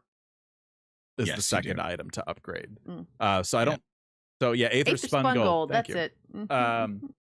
Like you can find it in chests, but yeah, for purchasing jobs, there's 3 for each currency. So for silver, it's Cannoneer, Time Mage, Chemist, and then I think gold is Samurai Thief, Geomancer. I think is for gold. I think that's right. Yeah. Yeah. So I wouldn't do thief next. Well, and thief has steel, which could give you more gold coins, right? So exactly. This is my theme here. I'm all about trying to get all of the loots. Yep. Yeah. It's part of the preferred setup for gold farming is, of course, having a thief. Oh yeah, you have to have a thief. Yeah. It's that old 11 chestnut, which is fine. Like that's the stuff that I thought was going to be in here. I love right? it. And I'm fine with that. But yeah, I think it's probably 1,600 per job. It's different gold? Between each currency. It's 1,600 gold for each job, and then I think the silver is 1,000 each. 1,000, yeah. Yeah. So you either buy all three or you buy that riding map. Pro tip: buy the riding map first. I cannot say that enough. Yeah. Unless you have a friend who already has it. Yeah, silver's not terrible to get if you have. Yeah. To be fair, it is a grind. Like it's the grind currency, right? And that's fine, you know. Yeah. I have a question. What's your favorite fate? Fate or critical encounter? Critical, either one. Either one. Let's see. Man. Either both. Mm-hmm. Favorite that we like or favorite that we hate? Do both. Both. I don't know. Hinky Punk is kind of I'm not a fan. Not a fan of Hinky Punk. I did that one alone at like 3:00 in the morning. I'm like, how does this work? I'm like yelling, how the fuck? And then at some point my brain and I was like, that makes sense. Okay, I have gotten better at it. Like it's not as bad as it used to be for me. I do like Turtle. Turtle is best fate. Turtle is best fate. And you know why I like Turtle. I don't. What is that ability he uses? What are you buying? Oh, sure. Good things on sale, stranger. Yeah. There you go. Yeah. The Resident Evil reference. Come on. It is, yeah. How could I not have? Turtle's best fate though. Turtle's fun. Yeah, Turtle's great. I agree. That one, I love the fact that fun. he's like, I invite you to a shop, but also I give you the money to spend. What? Not the best salesman. Well, if he's selling you cursed things, really he just wants to curse you. I also love that we get to experience the three staple elements of Final Fantasy, the element mechanics, right? You have your fire, you have your ice, and of course turtle shell. Yep. Turtle shell, yeah. That's the third one. Yeah, I don't do I have a favorite one? I don't know. Turtle one is a fun one to be sure, because it's kind of you pay attention and you do it. Oh. What is the one that spawns in the cave? It's got the dragon with lightning and the crystal dragon. Yeah, crystal dragon. Yeah. So I don't particularly like or dislike that one. It's a fun one. It's easy. Every single time I have done that fate, critical engagement, I've gotten the Demi-Amma from that every single time. Weird. Without fail. That's funny. I have 9 of those. Yeah, I think I've figured out Hinky Punk. I think the one that I dislike the most right now is probably the mammoth or the whatever, the one that gets yelled at by the gorilla. Just because I that's the one I still get noise complaint hit in the most. I think Chat was talking about how it's not really fair that we're beating up a guy who's just mad at the birds because the birds won't shut up. The birds are annoying. I love the birds choice that when they're like, okay, so we'll bring in some more 11 assets. We'll grab that Colibri from Ottergon. Let's just make them talk and be assholes. Very Colibri. Love it. What was what were you thinking, Charles? What was your favorite? Oh, it's hard to say. I kind of, and this is weird, I do like the idle one, the one where you have to jump back and forth.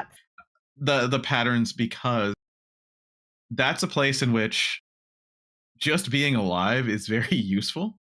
Yeah. Right? Like it really feels like every time I've ever done it, it's like, oh my goodness, hopefully there's someone alive that can start raising people, because we're going to end up with no one. And that may be because when I did have time to do it, it was the first 2 days, right? Yeah. It was like the Wednesday and Thursday. And like, oh my goodness, it was a tragedy constantly. But that's kind of fun in this sort of stuff, because you can recover from it. That's kind of fun. I don't care that it takes longer, whatever. Sure. It's not going to overlap with the next one, probably. But yeah, it's kind of fun as the numbers dwindle down, making sure that you don't die. It's simple enough that you can extend it out a little bit. And Exactly. It's not You know too what really chaotic. helped me in that one? Realizing that I could touch the wall. Yes. Yeah. That makes it a lot safer. Yeah. There was if you just Jam yourself against the wall, Yep. like, I think this is good. Okay, it is. the first day, I was in a group with Rook and some friends, and we were racing to. It might have been Hinky Punk actually, and it was one of those, like, it was down to like the second right to get into that circle, and we didn't get in, and Rook was in there, and she ran to the edge. She's like, "Oh no, you guys!" But that's a bad edge critical encounter. So she died immediately, and nobody raised her for like the majority of the fight. Yeah. That happened to me in the, I think, the idol pot one, the one where like you have the demon head that pops out and the bomb that pops out. I wish there was a first cat, time. a cat in the middle one, like that one dungeon. That'd be funny. Yeah. The first time I did that one, I obviously didn't know all the mechanics, and I died, and I stayed dead for a long time. I wasn't in a party; it was all by myself. So I like in-say. I'm like, "Hey, can I get a raise?" No, you can't. No, not for the majority of the fight. I think the most fun one for me right now has been the not all the way in the Citadel, but it's like the claw one. No, not Deathclaw. The lion, but it's like the Amdapur statue lion. Yeah. Where everything just swirls. Yeah, the rocks that it has like it is the rock one. Yeah, I just like going in there for the first time. I was just like, oh my gosh, like it's like hypnotic in a way. Every time I take a new person in there, they're like, I don't know what to do, and I'm like, only look at one of the AoEs at a time. Only one of them is gonna go off. Once you figure it out, it's actually like super chill, but just like mesmerizing watching everything spin around. It is don't run to start with. Yeah, it's like what is that thing? Angra Manu, the one that it doesn't rotate, but the safe zone rotates, where you have to kill the hourglass. It reminds me just of that. So I just go, yep, it's about to stop. Now I'll move. Yep. Like I don't, but when it's moving, you're like, what the hell's gonna happen? Yeah. So that one's a visual spectacle, even though it isn't, right? It's like a dumb little room and a thing we've seen a billion times, but rotating the telegraphs in that way, kind of interesting. Yeah, I like Berserk Fate.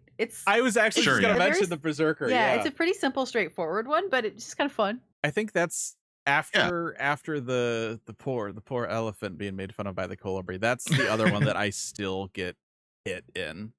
The way that it's part of the issue, and this is a maybe an overlooked issue of design in big group content, where it's like the way that he does like big cleaves, right?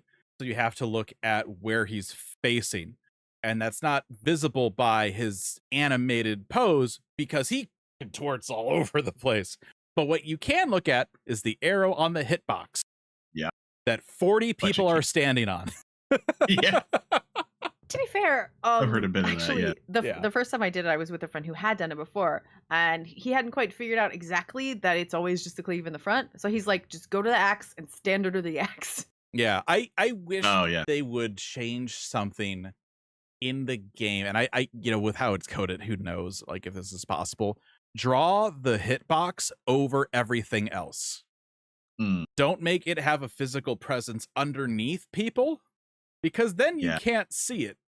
And that kind of negates the purpose of the hitbox. But I'm thinking of M4S, in which she telegraphs where she's going to point her cannon. Yep. And all the melee sitting on right on top of it. The nipple. The nipple. We call it don't get off the nipple. I need to see which direction she's got to see the nipple. Yeah. The first time I said that, I was like, get off the nipple. Everybody's like, what?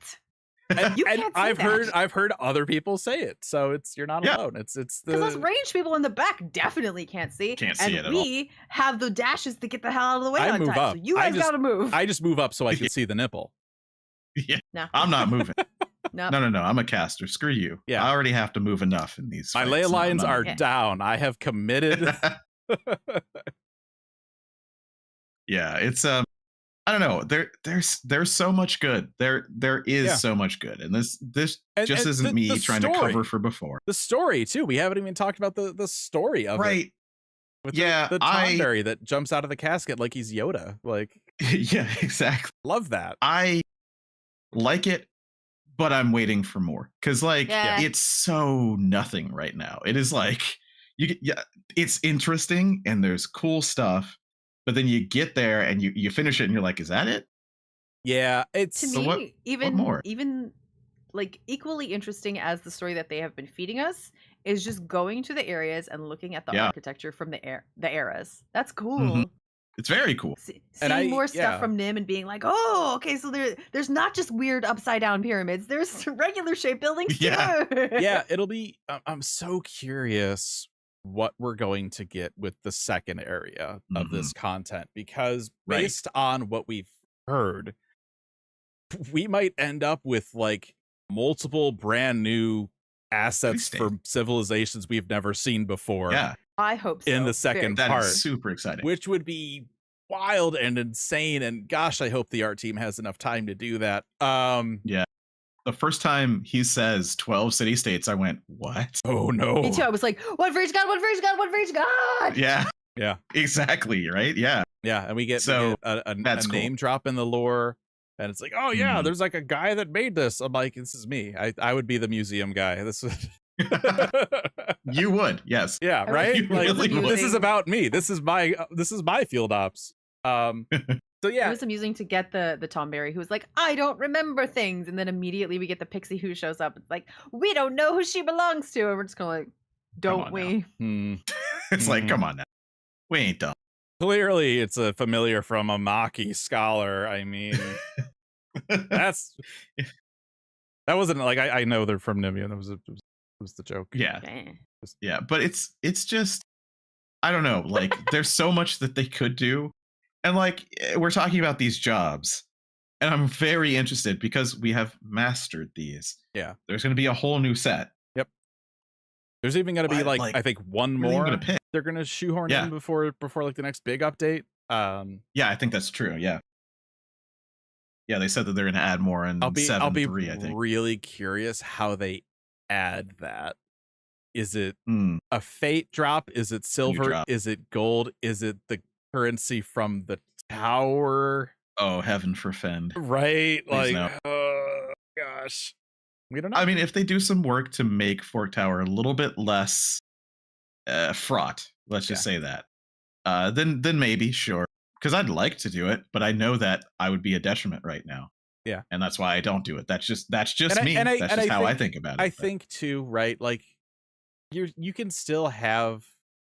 They need to do something to alleviate the idea of like one person grieving the entire run, right? That's obviously a huge concern. But I think like for me, even if I could go in and not even like complete the whole thing, if I could just go in, kill like the first boss or like mobs up to the first boss and slowly grind away at whatever the currency is from that, that would be great. I don't need to like one and done it or whatever, but if I can feel like I'm making some kind of even tiny measurable progress, I would be happy. Yeah, and I think if listeners, if you get out there and you try it and you feel the friction and you want to say something about it, do it constructively. The more people talking about it, the better. But if you get there and you don't, also say something about it, right? Like, we need to know these things. Yeah. But yeah, I give the rest of us courage. Yeah, I know that. I know, like, I'm just thinking about the jobs from 5. Necromancer has to be somewhere in the next one, I feel. Maybe. Right? Like, come on. Like, we want to see what you want to do with that. Like, I would love to know. They could have what would the Sill job be? Scrape mage? Scrape magician? Scrape mage. Yeah. Yeah, I think Scrape makes sense. Just any lesser mob, you just decrease the amount of polygons in the model. Suddenly everybody's able to dodge the AoEs. It helps It's everybody. the opposite of. Oh, I used to know this word. I think it's just decimation. I think it's just decimation when you take something that has more polygons and makes it less as you merge them together, because it's tessellation to make it more. I don't remember. But yeah, we need something that does that. Yeah, that seems like a completely reasonable thing to ask for, right? Yeah, because we have like Necromancer, of course. We have Dancer, Dragoon, right? Like those aren't there yet. Nope. Beastmaster, which I don't know. Hopefully we hear something about Beastmaster in the live letter. We probably won't. Beastmaster is the one that you have to buy from the Forked Tower. And that's the only way that you're going to be able to actually fully unlock it is to do. But I'm thinking like, Ninja we already have, so they'll add some stuff to it. But Mystic Knight and Mime. Yeah. Like what are we going to do? That's going to be fun. Yeah, I'll be really curious to see what they add. And to see if they if they decide to go back and add one more thing to anything else. Probably not, because then you'd have all this stuff mastered and be like, well, actually it's not mastered anymore, and that would be a kick in the pants. So maybe not, but sure. Yeah, it'll be interesting just to see jobs, what they right? Yeah, just new jobs. Yeah, it'll be interesting. I'm curious to see what they do with the next area. Maybe a couple expanded ones. There are a couple of jobs where I'm like, this could use something else. It could do more, yeah. Yeah. Like Berserker. That's because it's what, 3 levels? Well, it's 2 or 3. Yeah, and that's a weird thing too, right? So there are like some of these Phantom jobs will have like level like 5 or 6, right? And they'll have like either a trait or a new action at each level. But then you get like Berserker, and it's like it has 2 actions and like I think 1 or 2 traits, and you're like, at like level 3, and you're like, oh, okay, that did they run out of time? Like what happened with this one? 3. But then you find out too that it's also the same amount of XP required as it is for like the ones with like level 6. So it's just like, cool, I've been ranked 2 Berserker for 5 years. I was leveling one of the jobs I was leveling only like it had like fewer, maybe it was Bard or Ranger. It was like level 4 or level 5 or something. I'm like, oh, this will go by quick, so I'll do this one next. And I'm like, this is taking long. I thought I found the shortcut. I'm like, yes, this will be a quick way to add another number to that middle master buff I got. No, they all take the same amount of XP. So there's there are like slight differences. I think the ones that are the most right now because of the number of levels are Thief and Samurai are super high because their last abilities are, I mean, very, very good. Yeah. And yeah, Samurai can hit for 1 million damage. Sure, why not? Yeah. I'm not kidding. It's hilarious. Oh my gosh. Because it's Guild Toss. Yeah. And so if you do like the Geomancer Bell and get all these buffs, I have seen a little video of someone hitting 1 million in the tooltip or in the floating text, and I'm like, holy crap, that's fun. That's wild. That's some dumb fun.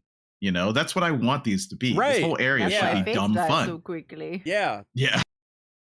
I just want stuff to just run around in with a bunch of people and hit crap and not have to like hop on Discord and like hardcore or something. I want to run in and have fun and play the game. Yeah. We got a little bit of that.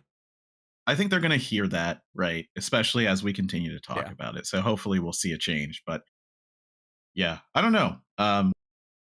It's content that, I've done an amount of it. Like I said, I think I'm 17. I have not mastered anything because I'm trying to level them. But it's something that I would go back to, even though I don't think I'll ever do Fort Tower in its current iteration. But it's fun to level the jobs and get those abilities and then combine them, because there's some fun, dumb stuff that happens with the actual jobs in it. Like Black Mage's Enochian works on everything. So it's like if you have a Black Mage Cannoneer, explosions, right? Like that's fun, right? Yeah. Those combinations are what we were looking for, right? So I love just go ahead. No, you finish. Sorry. Oh no, it's quick. It's just like Red Mage dual casting the Comet, right? That's fun. Ooh, the yeah, occult yeah, comment yeah. from Time Age and stuff like that. Yeah. I kind of hope that this is where we go from level 100. I know they actually took the sub job stuff out already for us at some point, but I like it and I want it back. I think that it's perfectly fine to do as long as there isn't a requirement to learn a new one, right? Because I think that was the friction from the last thing. Yeah. Right? Yeah, I know. It was like, well, you need this at this level and then that at that level to get this job. If it's more signposted, maybe that's cool. But what happened instead is just people just didn't unlock the job because that is too much friction for the people who are not trying to master it. They're just trying to play it, right? Yeah. And that's what you keep running into. So yes, it sucks because some of that is interesting.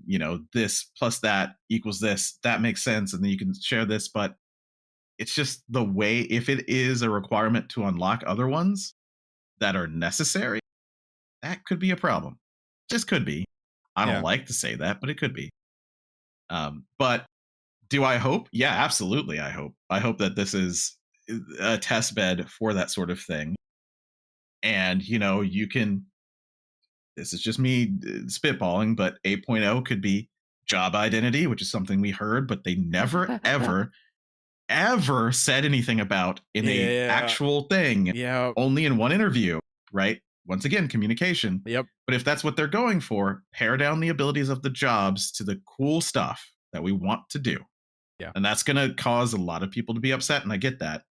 But then add on these tacked on things that have cool, what am I trying to say? Interaction with your kit. That'd be amazing. Yeah. Are they going to do it? I don't know. We have no idea. Have to start telling us now. We have no idea. They haven't said anything. Yeah. As soon as you started going down that, I'm like, yep, there's that thing about communication again. Right. And yeah, I'm not gonna beat that dead horse. I'm just not gonna do it. So I hope that this is the way that they're going, and I hope that they see that people really enjoy it and they figure out a way to make that work. Yeah. Because I think they could. They, like this game has had great moments of design over the years. I think we were talking in Raid one night, Zen and I think it was my favorite version of the jobs was Stormblood. And I think that's, you said it, and I was like, yep, that's exactly for me also. Were there bad things? Absolutely. But they things are so broken. Roll well. Yeah, things are absolutely broken. But they felt like, as a whole, really fun, really different. And I think we just need more of that. And no longer casting. Yes, right? Yeah. And they found another way to make Bard and Machinist different. And then Dancer came in, and, there's some things. Stop. Yeah. But, it's just, I think that they could do it again. Yeah. I think that they can. And I just want to see what they are thinking of. And that's the communication that I want. Yeah. What are you thinking about? What have you seen? You said that you made the encounters faster. Do you like that? Do you think we like that? Yeah. Can we have a conversation? That's been a thing for the past, year or so, right? Where, even and I would even say follow through or communication along the way has been remember Dragoon for Dawn Trail, right? That's like the shining example, right? They're like, yeah, we're gonna rework Dragoon. And then during that Dawn Trail job adjustment review, right? They're like, yeah, now we know that some of you were maybe expecting some big changes, and it's like, because you told us to.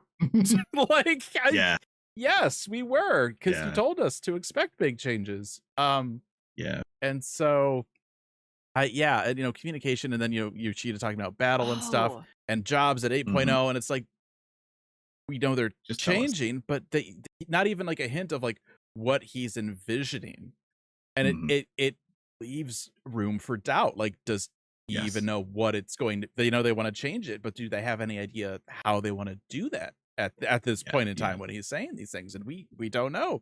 We don't have any examples. They're not telling us. So Gahu and Chad brought up the whole like moving the abilities around thing. Yeah, I hate it. So I accidentally discovered that there is a hotkey for that.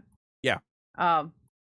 So for me, my to use the thing is G. Control G rotates mine. Also, if you go into the Phantom Job list, you can physically take the buttons and so put you them can, on you your can hotbar. physically take it. What I've been doing actually, because I still have duty action 1 and 2 just on my hotbar. Duty action 1 is defaulted to rotate. Duty action 2 is defaulted to execute. So I just use my duty action 1 and 2 to rotate it and hit it. It's not the best feeling thing. Yeah, it's a little clunky. But you know, this is a thing where they wanted to add multiple actions and they have to consider controller. And so that's how they figured out to do it. Is there a better way? Maybe, but this is what we got. So I just bypassed all of that and put it on my bar. And you can just put it on your bar. Click if you have directly on them. Even if it's not your main one, you can click on the little one. Yeah. No, I have control 1 through 5 or whatever. I guess 1 through 4. There's only 4 of them, so I just use that, and I stuck another bar next to mine, and I go, cool. Yeah. There are I'm not ways. rotating. Yeah. There's multiple ways to do this. For Cannoneer, I just rotated. For other jobs, I pulled them up. Yeah, that makes sense, because Cannoneer is kind of that, like, this, then that, easy, then 1, 2, this. 3, easy. Yeah. I just don't have the hotbar room to drop 5 new actions on my hotbar. I definitely get it. The only reason is because I have the MMO mouse, and I already have 48. And I don't need half of those. So I was like, control 1 through 4. Yeah. But I also have, regular 1 through 12, control 1 through 12, shift 1 through 12, alt 1 through 12. Control shift, maybe I have as well. I don't remember. So like I just throw them on the box. So many buttons. I'm ready, okay? I am ready. But yeah, I hope that they don't need that solution if this is the way that they're going in 8.0. I hope that they already pare down the abilities so that we don't need to think about that, because once again, there should be a new starting point, right? Yeah. I think Dawn Trail really is that kind of pivot, and 8.0 should be the real start of new, like, job stuff. And where we're going, right? Yeah. So I don't know. Hopefully they don't feel the need to have that. But hey, it is a cool idea that they have already. So maybe they will use it. And if since we're good about making completely unreasonable requests like that weird polygon thing. If you want to, like, while you're doing this 8.0 job retooling, if you want to add like a support role. Stop. To break the Trinity? Yes. I don't know. Be so good. Only few MMOs have done that, and none of them really still live. Oh, well. Kind of. I mean, Guild Wars 2, no, they had to redo it so that you could raid. I don't think they have the manpower to do that right now. As nice as that might be. Yeah. But yeah, I mean, and there's something we haven't talked about that our dear creative Studio 3? Creative Studio Business 3. Units 3? Yeah. That they have been working on, that we all knew. Oh, yeah. That is now announced. Yeah. Which is the Tactics remake. Which, who knows how many resources, or 0. Who knows? That was my first thought as soon as that trailer pops and it was Creative Studio 3. And I'm like, yep. Oh, so this is why 14 hasn't been great. I knew. And it sucks too, right? And I'm not saying that's the case. Yeah. But when you doesn't look have to be historically, right? When was like Endwalker's patch cycle wasn't great for some reasons for some people. Yeah. That's when they were finishing up 16. You look at what's happening now. Oh, they were working on like, I'm not saying that it actively takes stuff away, but we also don't know. When you look at like the company budget, is it allocated per studio, per project? Like, did people get moved off of this to go work on we don't know. Maybe, possibly. Yeah. Realistically, you need variety. Otherwise, you're going to get bored to death on projects at work as well. Right. So I'm trying not to harp on it too much, because the reality of it is, like, is that a possibility? Sure. Do we know? No. So it's just like, but every time, man, it's just like, oh, okay, well, that's yep, they're doing other stuff. Although the Tactics remake is a little bit different than a full-on other ass game. Yeah, there's I definitely have things to say about that because it is definitely different than a remake. It's definitely a remaster if we're using. Yep. Yeah. Yeah, you know, and like an upscaled one at that. So I don't think that it would have taken much time. And I'm saying that in the charitable way, not how I really feel about, you know, Tactics being my favorite game. And hoping for a very big remake that would take a lot of time. Yeah. But, you know, that's fine. Incorrect word. I'm incorrect. Oh, no. I'm not talking to you. I'm talking to Square Enix about remake versus remaster because that's still some stuff from 7. See, and I'm still thinking of Return to Evil East content with Boja. How it just ended completely unceremoniously, like hard foot on the brakes, and even Matsuno's like, "Yeah, I guess they don't want me anymore." Also, Tactics remaster. I wonder when the discussion for that started. It's neither here nor there, but speaking of him, he had a very awesome post about He did the politics of Tactics that I absolutely love him for. Because one of the things about him is he was like an economics major before he got into games, and he was thinking about kind of the state of the world and the haves and the have-nots, and then he decided that I'm just going to go into games, and we get Tactics, which is very, very, very politically motivated in ways. So it's cool just to see that. It's a little bit long, but I have it up. I'll read the last 2 sentences. Sure, yeah, absolutely. And now in 2025, a time when inequality and division are still deeply rooted in our society, I offer this story once again. The will to resist is in your hands. Yep. Yes. Yeah, like, and that was Square Enix subsidized. Like he posted it, but it was allowed by them. You know, and that's the thing great. too. Like this isn't just like a Matsuno tweet. This is like it has the logo on it and a background. Yeah, and like it's official letterhead, right? Like, yeah. So I love that, and I love everything about this Yeah. Tactics remaster, make whatever you want to call it, with Ben Starr in it. Yeah, yeah. And so I love that. And I mean, you mentioned it, but it would be cool if. You know, I don't think that we need to go back to Boja and continue that because they dropped it. It's not coming back. But hey, you know, it could be cool. Just saying. I was just saying it's kind of funny. Like, I wonder if like they decided to like just stop all that stuff and they're like, "Hey, Monso, you want to work on Tactics?" And they're like, "Well, yeah, it could have been. If we're doing that, we can't do any more in 14." Yeah, I don't know, but maybe not. We'll never know. Yeah, that was just a little bit of news that it doesn't matter to 14, but does matter to 14 in some way. I don't know. Chat. Maybe money from Tactics will be put into 14. Copium. Oh, the money made from 14 doesn't even go into 14. That's part of the problem. Look, I mean, I will buy the Tactics remake. I mean, nobody. Nobody.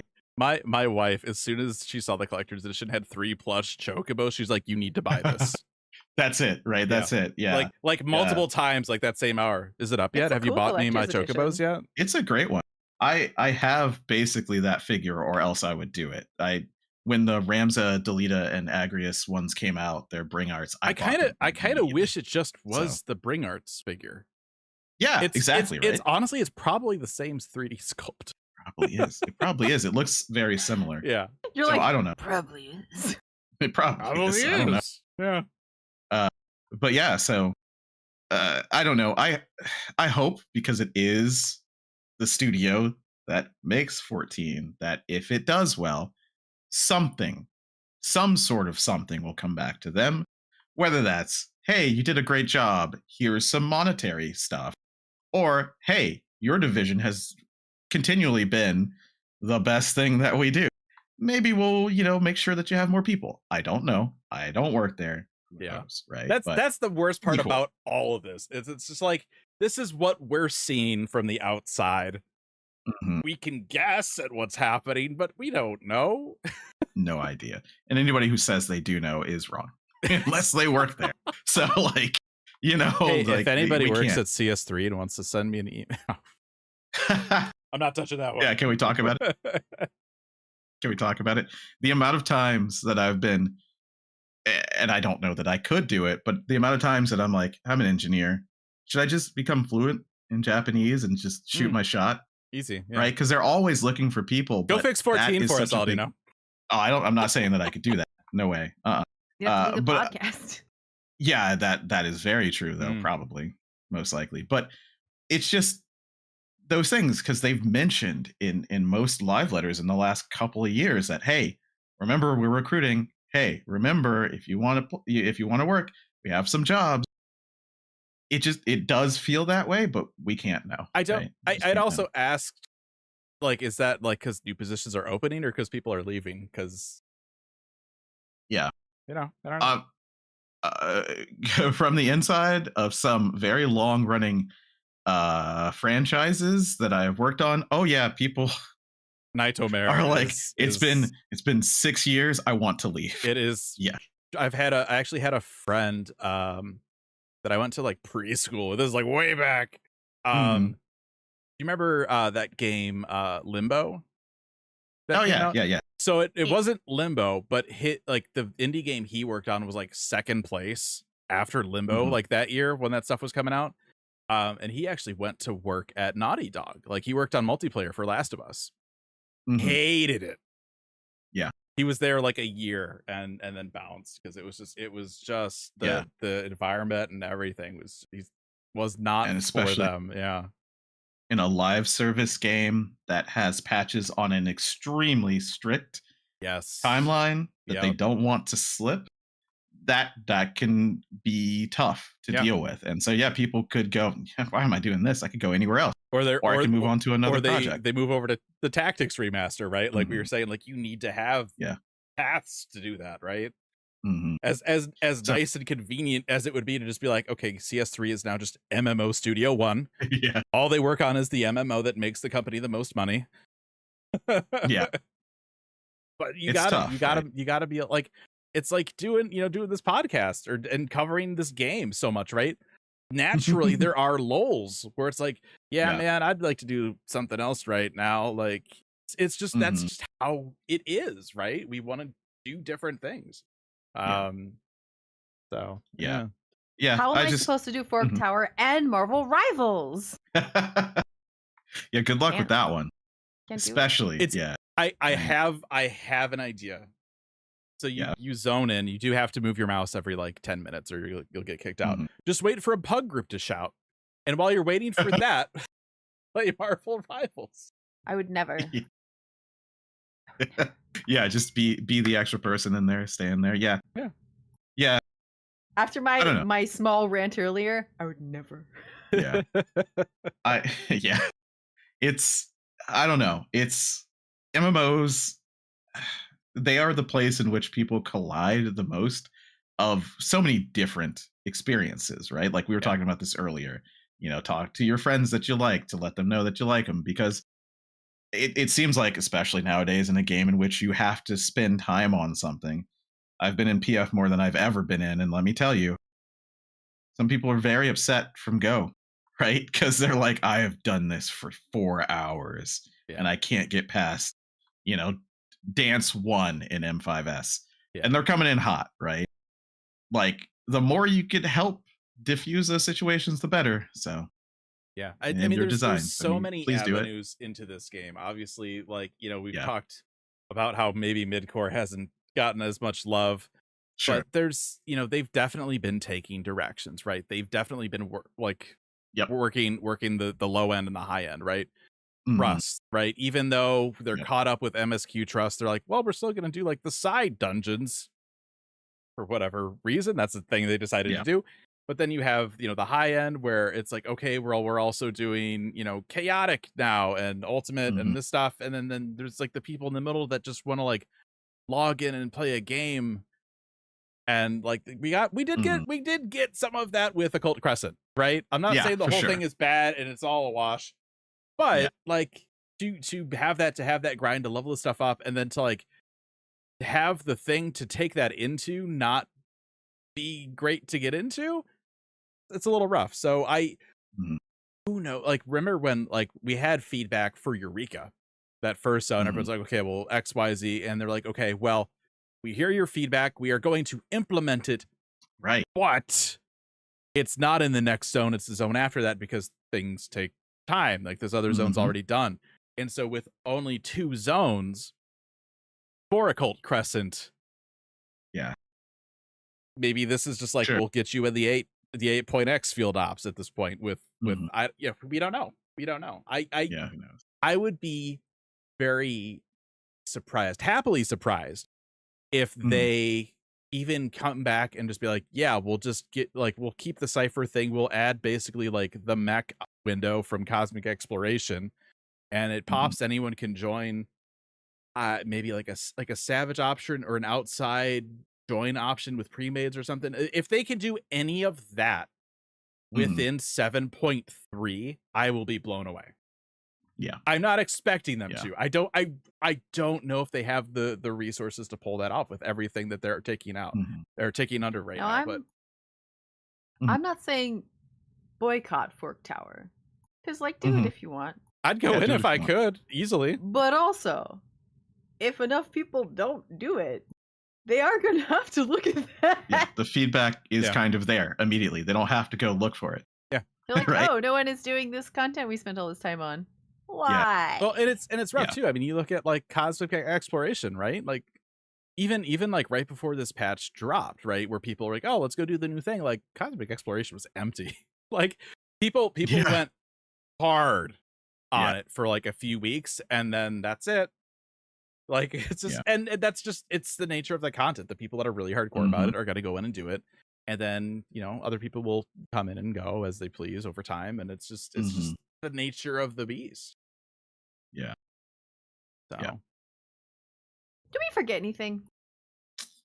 We talked a little bit about the story, but you don't want to. It's like there's not a lot of meat there. Yeah. Very surface. But there's a lot of the people potential that you thought we were going to get there. Yep. Yeah. Yep. Exactly. Oh, actually, should we talk about that? What? The little funny bits. There's some funny direct to player jokes. Oh yeah, no, story. there's the Atma joke where it's like you got to get Atma, and your character's like, oh no, What? but only if you've done. And then Atma. they tell you that's true. They tell you Geralt's there. Ooh, spoiler.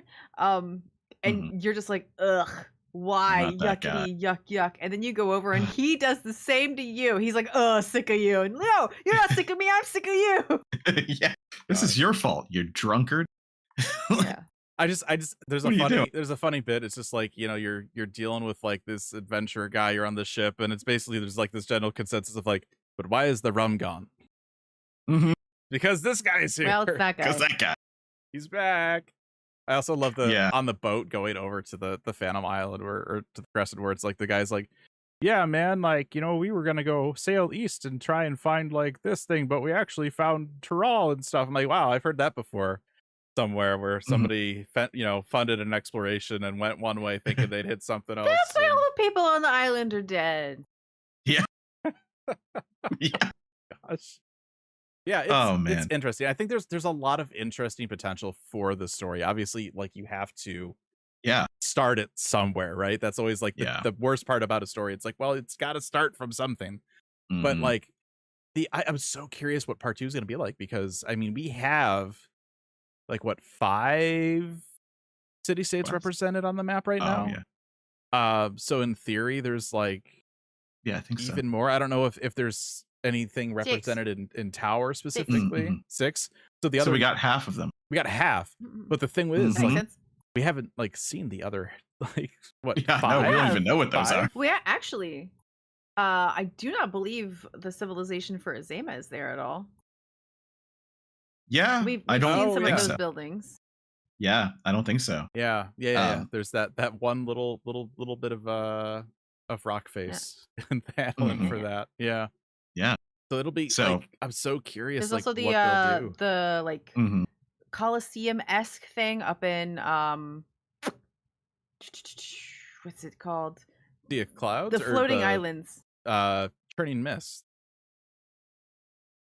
Is that what you're talking about? The other floating islands, the ones with the Garlean junk all over it.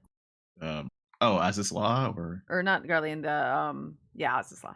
Well, Azizla is like Amdapor and like that's. But is it? Yeah. Yeah, there could. I mean, and Amdapor and gosh, Fantasy I Australia. had stuff from Fantasy Mericidia. Mericidia, that's the yeah. one. Yeah. I'm like, man, what's the Fantasy Australia. Yeah, that's I'd be interested to see if we do get Mericidian things in the next half as kind of a lead into if we're going there. I'm not saying we are, but that'd be kind of cool, right? If that would be 7.4, So- we should be pivoting away from Alexandria at that point. Yep. You know, What gods do we actually have? We have Scala, so we have Ralger, right? Yeah. Theoretically. yeah, I believe so. We got it's Nim. Scala, Mach, Nim, Karnak Yeah, that new one. is the new one. Yeah. What's Karnak? We don't know. Yeah, I don't know. They name dropped it. They're like, yeah, Karnak, and everyone's like, what? See any like what area? Because we got what's Mach? Mach is the temple and stuff. Mach would Yeah, be but what's the god there? darkness? I I don't don't Void? darkness, bees, darkness. Yeah. Darkness bees. Yeah. The worst kind of We bees. got Ralger and we have Oshan, definitely. Yeah. So what else we I'm drawing have a currently? blank. As you're thinking about it, I just wanted to say, because I like to say these things. Karnak is from Final Fantasy V. What? Mm. Are you trying to Yep. tell me that this whole field ops instance that's based around so much stuff from 5 would pull in a city name from 5? That's So, like, preposterous. We hadn't heard it before, but they picked it. Yeah. Right? They picked it to put in here. It's like the northernmost. I don't know. I don't remember too much about it other than it was like a town. Like there's wait, like a hold meteorite on. or something. I got this. So you're saying it's a northern town? Could it be related to what were the treasure isles of the north or whatever from Emmett Selk's laundry list? Are we going to Karnak, everybody? I mean, maybe. Yeah, I'd have to look up the story again because I remember a meteorite and I think Titan was there, but I don't remember much. Like 5 is a fever dream. I should have played it before this, but yeah. Karnak kind of sounds like Carmax a little bit if you hear it quick, and I'm just like imagining like going to these treasured isles of the north and they're just trying to sell me like used chocobos or something. Don't worry, call the Karnak man. Like, my mind is a Yeah, that's weird exactly place. what they're going for. Don't worry about it. No, it's fine. Fine. But yeah, it's interesting that we haven't heard it before and they pick a 5 thing. So maybe start. And the fact that we looking might at have things from even 5. more, like I'm so curious, like how much of this they're gonna pull off. Like it could be really cool. Yeah. So there you go. I think we did it. I think very curious. I think that's a podcast. What? I'm still. There's four gods we don't know. We probably do know. We're just not looking hard I enough. would have to look at it. Yeah, And I'm sure. One of these days, I'm gonna redo my Curious which- office, and I'm just gonna have the lore books like right here within arm's reach, and be like, "Let's find out." Right. Square Enix, if you're listening, please give us like digital versions of the lore book so I can just control Oh my F. goodness. I would die to be able to control F a lore book. My kingdom for a PDF with bookmarks. Like it's a Right? trope in plus the word one, the number shot the word. Sometimes we talk about tabletops that have PDFs, and I'm the one who's like, "There's no bookmarks. What are you doing? What are you doing? Why are there no bookmarks here? It's a PDF. Make us some bookmarks." Or hyperlinks where you can click it and it takes you to the page. When you do that, that's so nice. Just let me control F. It'd be so good. Yeah, It'd be like so, that's so the easy. The easiest thing to do, right? Like bookmarks, someone has to have to go in and do it. Hyperlinks, you have to do it, but Control F, just give us a PDF. Let me look this up for you to open up the physical book. It's like 500 pages. I'll just need 10 minutes. Like, I'll be with you shortly. Take a number, sit down, have a seat. All right. Well, I think Zen, are we good? I guess this is my homework for later. Focused. Yeah, I mean, we could talk about it. Yeah. I forget which section of the map is which, because that one's Nim, that one's Scala. Yeah. That's Karnak Mach. is just the open field. I'm not sure who's Mach into? Who's Mach into? Shantoto.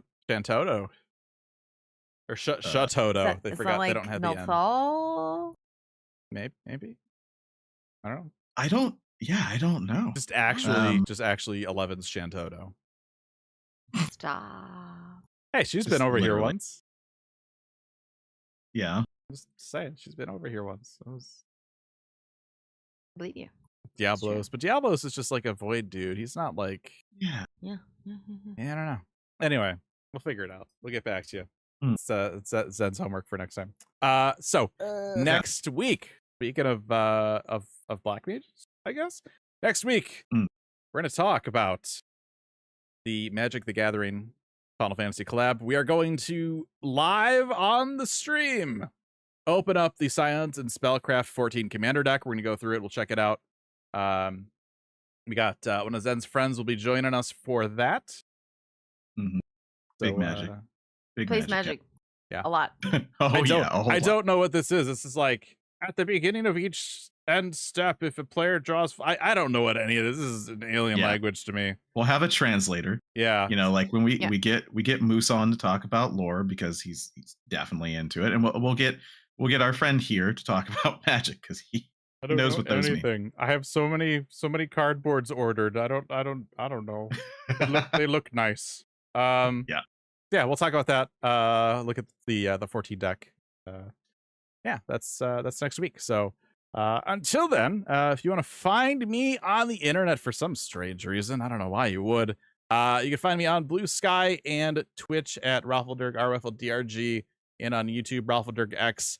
At some point, I have a mighty need to replay RE0, 1, Outbreak 1 and 2, RE5, and Revelations 2. I wonder why you would need I don't know. It's weird. Why would it's just a very specific set of games that imply certain lore elements. I was so hyped yesterday watching that. You have no idea. Wonderful. RE9 was announced for people that have no idea what I'm talking about. It was such a cool bait and switch. Just I'm not gonna dwell on it. Go watch. Coming out saying, yeah, go watch it. They come out and they go, yeah, we'll tell you about it. Like in a blink of an eye. It'll be here before you know it. Yeah. As soon as they said the last name of that one character, I'm like, this might be it. Go watch Summer Game Fest, and remember that Claire Obscure was made with more than 30 people. It was, yes. And that's where you can find me, Ralph Derg, on all the things. Amdapora's Nofika. Good to know. That is not your information. Good to know. So that's 3 of the gods. That's where you can find Zen. If you go on Blue Sky at Amdapora's Nofika. At amdaporisnofika.com. That's our next time if we do an ARG. If we ever need to do an ARG for some reason. Sure. Oh, sure. Amdaporisnofika.com. On Blue Sky, I'm Sinidra, like CNEDRA. That's not Amdapora's Nofika. That's spelled a lot differently than I would have thought. A little. Or actually, you lied for me, so it wasn't me. Oh, yeah. So it's my fault. Yeah. That's fair. Yeah. That's fair. Yeah. I go on there sometimes. Equally sometimes. No, actually, even less sometimes. Strawberry Bob on Twitch. I might do something on there. I keep thinking about playing Marvel Rivals on there, but I'm worried that I won't be able to not be angry. Mm-hmm. So if you want to see me be angry, tune into that, I guess. If you want to see me be angry, watch this podcast. Yeah. Things that I also do is plus the word one, the number shot, the word plus one shot. That is both Twitch and YouTube. Twitch has underscores, YouTube does not. It's about tabletop RPGs. We just finished a 60 plus 67 maybe? No, 66. I thought it was 66. It was like the perfect was. number for that. Oh. Yeah, it was a 66 session game set in Diablo 2's setting, and then somewhere in the middle we went just other places. Don't even worry about it. That's done. Finished it. We also have our shoot the shit +1 shoot the shit game. That's not game. Well, I guess you guys are playing a game right now. Anyway, it's a talk show more where we talk about tabletop RPGs, and sometimes we do play tests. That's all I do, I guess. Really. Yeah. What's up, Charles? Oh, usually someone will go, "Where can they find you?" And I go, here and only here. But that's mostly true. I'll where can they find you? Nowhere. I'm gone. I wish I was still using OBS so I could just disappear right now, but I don't have that set up right now. Here and only here, and also plus a word one, the number shot the word. That talk show that Zen was talking about, we did an actual game last night, Fabula Ultima. If you were looking at the 14 TTRPG, I'm not going to grab the book, it's over there. If you're looking at that and you're like, man, I kind of like that, but I would like it more for pan JRPGs, any of them really, maybe look into Fabula Ultima. And if you're looking for that, look at our channel because we played through it.